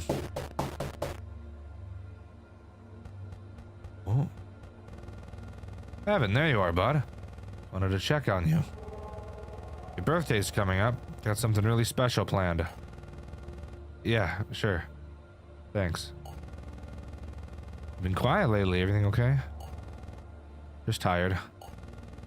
Alright. Get some rest then. He's lying. You saw it. Charlotte. The alley. His hands. Henry's gone. We don't know why. You can't let him get away with this, Evan. Stop. Stop talking. You remember. And he can't know that. Ooh, shit. Night 3 only introduces one new threat, and I honestly don't feel like they're that much of an issue. But before we talk about that new threat, we need to talk about the insane phone call we got to hear. Joe A mentions that Henry was working on something that would make the animatronics be able to be controlled remotely, and they heard about it right after we noticed that Fredbear was tampered with, which was seen at the end of the post-Night 2 repair section. When Joe A mentions this, Joe M gets incredibly angry, and we hear the following crash out of epic proportions. Joe! What the hell are you going on about? That's enough! Focus on the job, not on things that don't concern us. Right. Sorry about that. I don't know. With Henry still missing it all, it kind of makes you wonder, like, what was he really up to? And there's the new Freddy Fazbear's Pizza opening up later this year. Joe, I said that's enough! We're not here to talk about that. Stick to the script. We're here to help him survive, not gossip like old ladies. Or do you want him to end up like the others? No, of course not. I just... So, clearly they both are aware of something we're not. And from this point forward, Joe M is going to be a character I'm not a super big fan of in the slightest. But we can talk more about Joe M later. For now, let's talk about the new threat this night introduces. That new threat being Foxy, which turns out it was not Mangle in the vent, it was just Foxy, but he was all mangled. So it was basically fucking Mangle. Foxy is a character I was originally concerned was going to be a big pain in the dick, but again, I actually don't think that it's that big of a deal at all. Foxy is obviously in Pirate's Cove on stage. Every so often, you will be able to see him leaning forward, signifying he's about to sprint to your office like Tyson Gay and dig inside you like Scottie Pippins. When you see him leaning forward like this, all you have to do is close the curtains remotely for a bit until he calms down, then reopen them. You may be wondering, Dexter, why don't we just keep the curtains closed the entire night? That's a very good question, and is actually the question I had when playing this night. But turns out, Foxy does not like it at all when the curtain is closed. And if it happens to be closed for too long, he'll grab the curtains with his butt cheeks and rip the bitches open to force his way to your office. And I think we can all agree that that is a fate we don't want to have happen. What I personally found was the best strategy as of now was to force pull the puppet to Foxy's camera and just camp the cameras constantly. Since there's no power, I don't have to worry about it. And Spring Bonnie and Balloon Boy make sound cues when they attack, so that made it really easy to know when I needed to drop the cameras. Eventually, the music box in Pirate's Cove would run out, and when it did, I'd just drag the puppet to the prize corner and keep him there for the remainder of the night. If you recall, each night only goes until 3 AM, so this actually makes it very, very easy to conserve your music boxes. I just really hope that the puppet doesn't get ass-clenchingly fast by the end of this game. Of course, after we reach 3 AM, we can move on to the post-night section, which has us restocking a supply closet, with Joe M on the phone with us, talking it through. It's during this section where we begin to hear how much of an asshole Joe M really is, as throughout this section, as he's explaining what to do, the tone in his voice is very clearly aggressive. The closet light, and don't move. Gotcha. Not even a single twitch.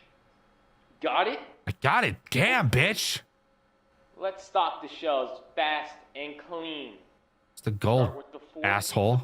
Anyways, on to what we actually have to do during this section. Throughout it, we will get deliveries of boxes outside of the closet door, consisting of things like duct tape, paper towel, tissues, and some other shit as well. Joe M will tell us the very oddly specific places on the shelf where we need to place each item. Which, by the way, I don't know why where we place things is so goddamn important, but clearly to Joe M, it is. Of course, that's not all we have to do, as Fredbear and Spring Bonnie will be trying to enter our insides, like those fucked up little crack addicts who decide diving face first into a cave called Tight Squeeze Death Trap that has a survival rate of 0%, knowing damn well they have a wife and 3 kids back at home. Each character behaves slightly differently and will require a different form of defense. If you ever see Spring Bonnie at your door, all you have to do is hold your flashlight on his face until he runs away. Fredbear is a little different. If you see him at your door, you have to shut the light off to the closet and hold completely still until you hear his big fat feet waddling away.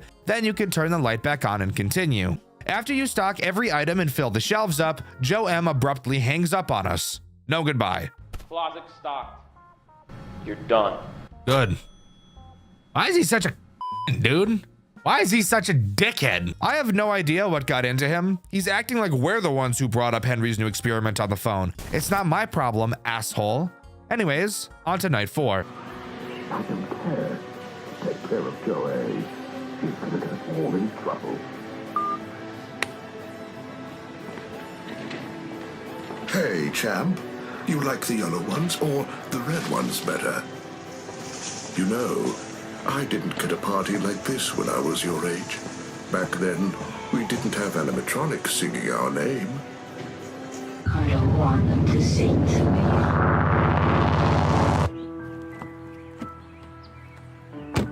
Come on, you'll love it. All your friends will be here. It's going to be perfect. Do I have to go?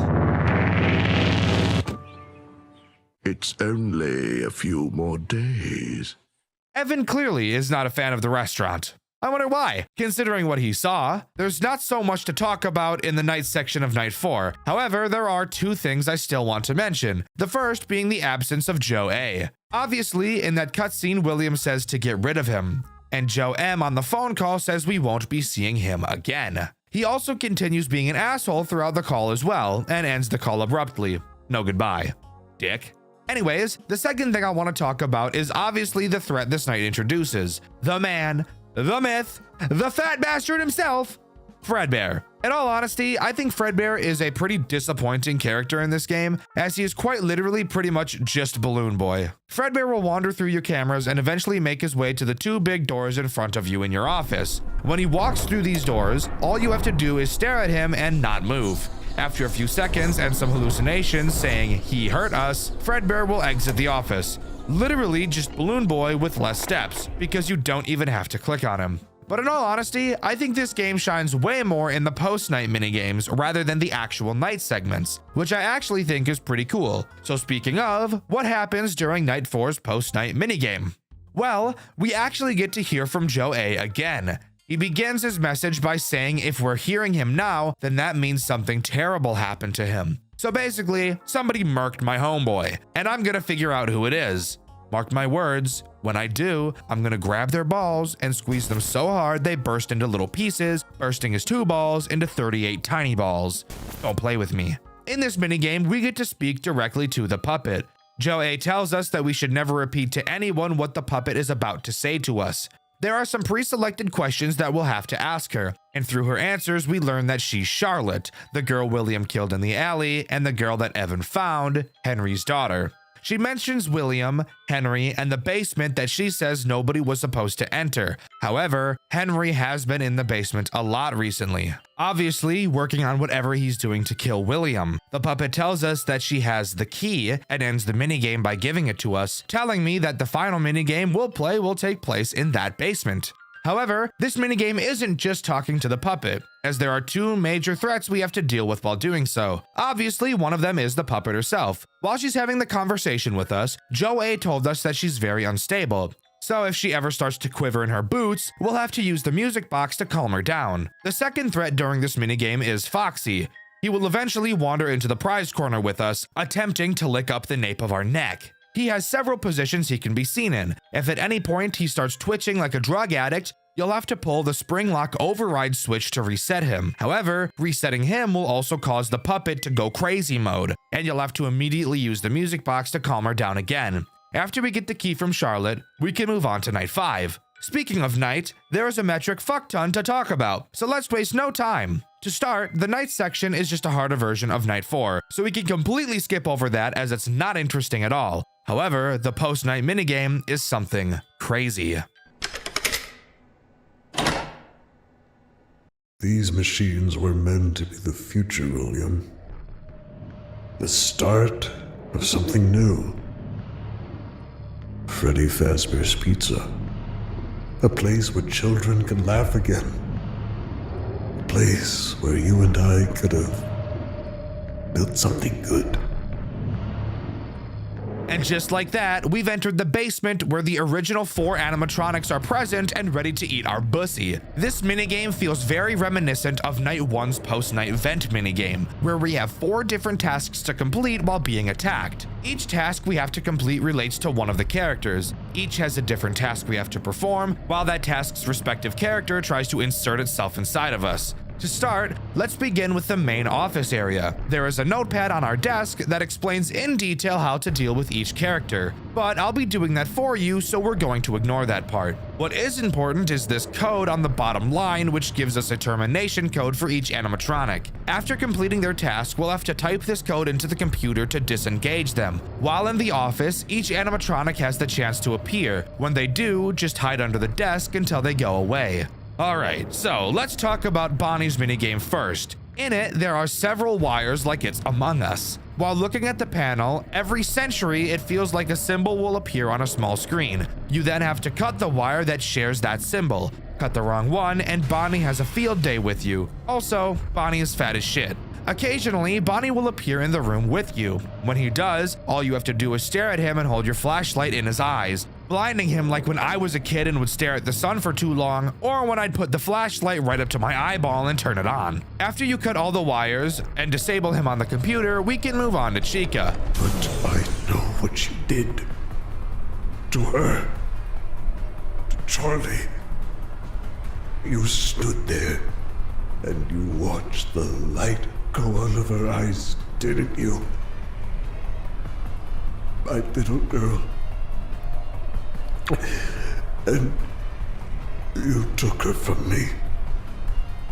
I thought if I gave these machines a greater purpose, if I made them strong enough, smart enough, maybe they could end you. Maybe they could give her peace. Chica's tasks requires you to wait for 300 years for a fuck ton of switches to light up in a specific order, flicking them on after they light up. Meanwhile, Chica will slowly be approaching you through the hallway. When she gets close, all you have to do is close the door until she leaves. Once you've flipped every switch and disabled her on the computer, it's time to move on to Foxy. Fredbear wasn't enough. Neither were the others upstairs. You slipped through again, like you always do. So I turned to the prototypes. Stronger, smarter, obedient only to me. Never to you.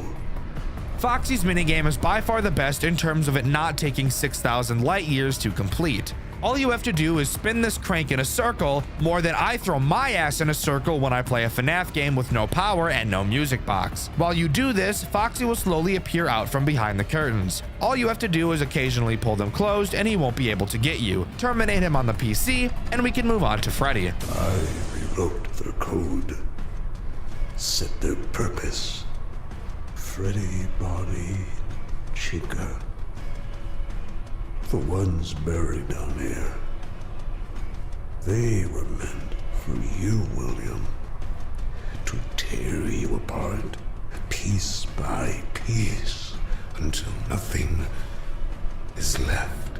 Freddy makes me want to die, easily being the most annoying character in this entire minigame. All you have to do is hold down a lever while a meter very painstakingly slowly fills up. Occasionally, Freddy will enter the room, and all you have to do is stare at him and not move until he goes away. The only problem with this section of this minigame is that it literally takes like 5 fucking minutes. It's ridiculous. Of course, terminate him on the computer, and the night is over, giving us this final, insane cutscene. It's a pretty long one, but you're not going to want to miss it. I can't forgive you. Not for Charlie. Not for Elizabeth. Not for any of them. I don't know how, but you seem to destroy everything you touch. I want you to remember this. Remember what you stole. Because everything I've built since that night has been for her.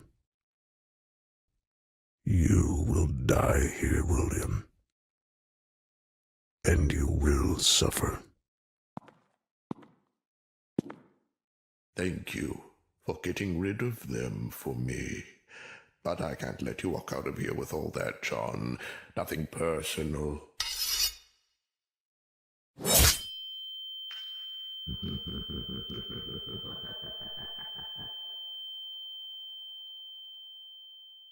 It's Evan's birthday, and all of the kids and William are standing around us. Henry enters and mentions he needs to talk to William. William, being in the spring Bonnie costume at the time, agrees, and they head into the back room. Evan goes to follow them, but Michael drags him to Fredbear to do exactly what you'd think. I'll let the rest of the cutscene speak for itself, because it is truly one of the craziest things I've ever seen. Well, look who finally decided to come home. You're here about Charlie. Of course you are. Why'd you do it? You really don't know. It wasn't just about her. It was about you. What? You had everything. The money, the awards, your name on every goddamn news article. Henry Emily, the genius behind Fredbear's. You were the face of the future. I was just the man behind the curtain, building your dreams. You had a wife who loved you, kids who adored you, and Charlie. God, she looked at you as if you hung the stars. Meanwhile, my wife left. Michael hated me. Evan feared me. And Elizabeth got too close to one of my creations, and I just let it happen. Because that's what I do, Henry. Everything I build turns to rot. But you kept building a dream. So I tore it down. I took something you'd never get back.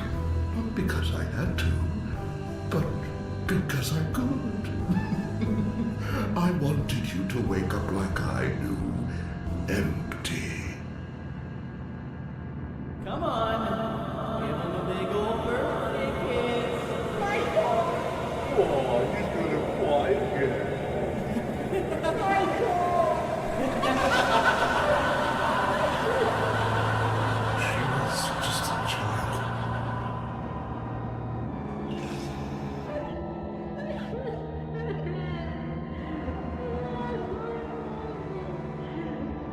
Evan.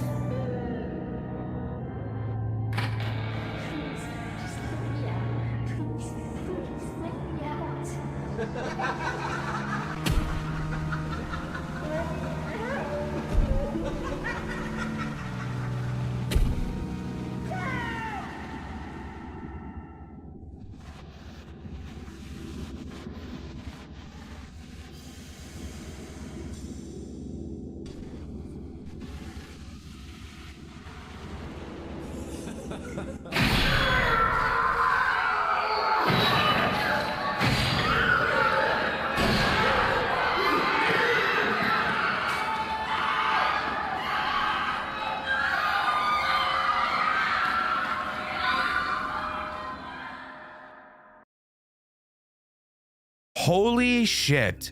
William went to save his child from Fredbear, but Henry remotely causes the spring lock failure while William was out in the open in front of everyone, in front of his 2 children. The spring lock failure happens in public where there are plenty of people to see, and as far as I can tell, it's not even confirmed if the bite happens. This was easily the most shocking cutscene I've ever seen from any FNAF game, and you can see my reaction to it over on my second channel, Dxtr Black. Finally, we see the locked FNAF 4 box. We get the bad ending. There's something we're missing. And don't worry, we're going to get it. Throughout this game, several crumpled notes can be found in various locations. Collecting all 6 of them will allow us to see what's inside of the box. So let's go over each location where you can find them. The first page is on night 1. It'll be directly on your desk. It reads, Evan keeps crying every night. He says he's seeing things moving at Fredbear's when nobody's there. Ever since Charlie went missing, he's been acting weird. The second page is found inside of one of the vents during the post-night 1 minigame. However, it doesn't appear immediately. You will have to wait for a little bit before it'll actually show up, which is a bit weird. Regardless, it reads, It's kind of funny how that Balloon Boy animatronic looks like me when I was little. I think Dad's trying to mess with me. He said it's a reminder of his favorite troublemaker. The third note can be found on the floor of the back room during the Repair Fredbear minigame. It reads, Henry hasn't shown up in a while. When I asked Dad, he started acting mysterious again. Reminds me of when Mom took Liz and left. Dad won't even talk about it. The fourth page is found during the stockpiling shelves minigame. After stocking the pizza boxes and the paper towel rolls, in the hallway you'll be able to find it on the floor. It reads, The new Freddy's place is supposed to have a Pirate Foxy animatronic. I told Dad that one's gonna be my favorite. The fifth page is found during the Speaking to the Puppet minigame. If you turn around where Foxy stands, you'll be able to see it on the shelf. It reads, My favorite employee, Joe A, got fired today. Kinda sucks. He was pretty cool. Used to sneak me extra tokens when Dad wasn't around. At least we still have the other Joe, but he's been acting weird lately. The final note is found in the basement night. If you go to Chica's room, on a chair next to the wall is where the note lays. It reads, Me and the guys are planning something for Evan's birthday. We're gonna make him see that Fredbear's isn't scary. He needs to toughen up. Through these notes, it's very obvious that they were all written by Michael Afton. And that last note is especially eerie, confirming that the act that ends up getting Evan killed was premeditated. Now granted, clearly from this note we see they weren't trying to harm him, and it's framed in this game that Michael actually really cares about Evan and wants him to be tougher and not so scared of Fredbear's like we know he is. And nothing confirms this more than the true ending. After collecting all 6 notes, we'll be able to open the FNAF 4 box, and we get to hear from Michael himself, now completely alone with no family left. Evan, I don't know if you can hear me, but I'm so sorry.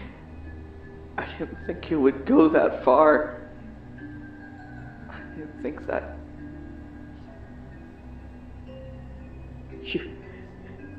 you were always scared of that place, and I made it worse.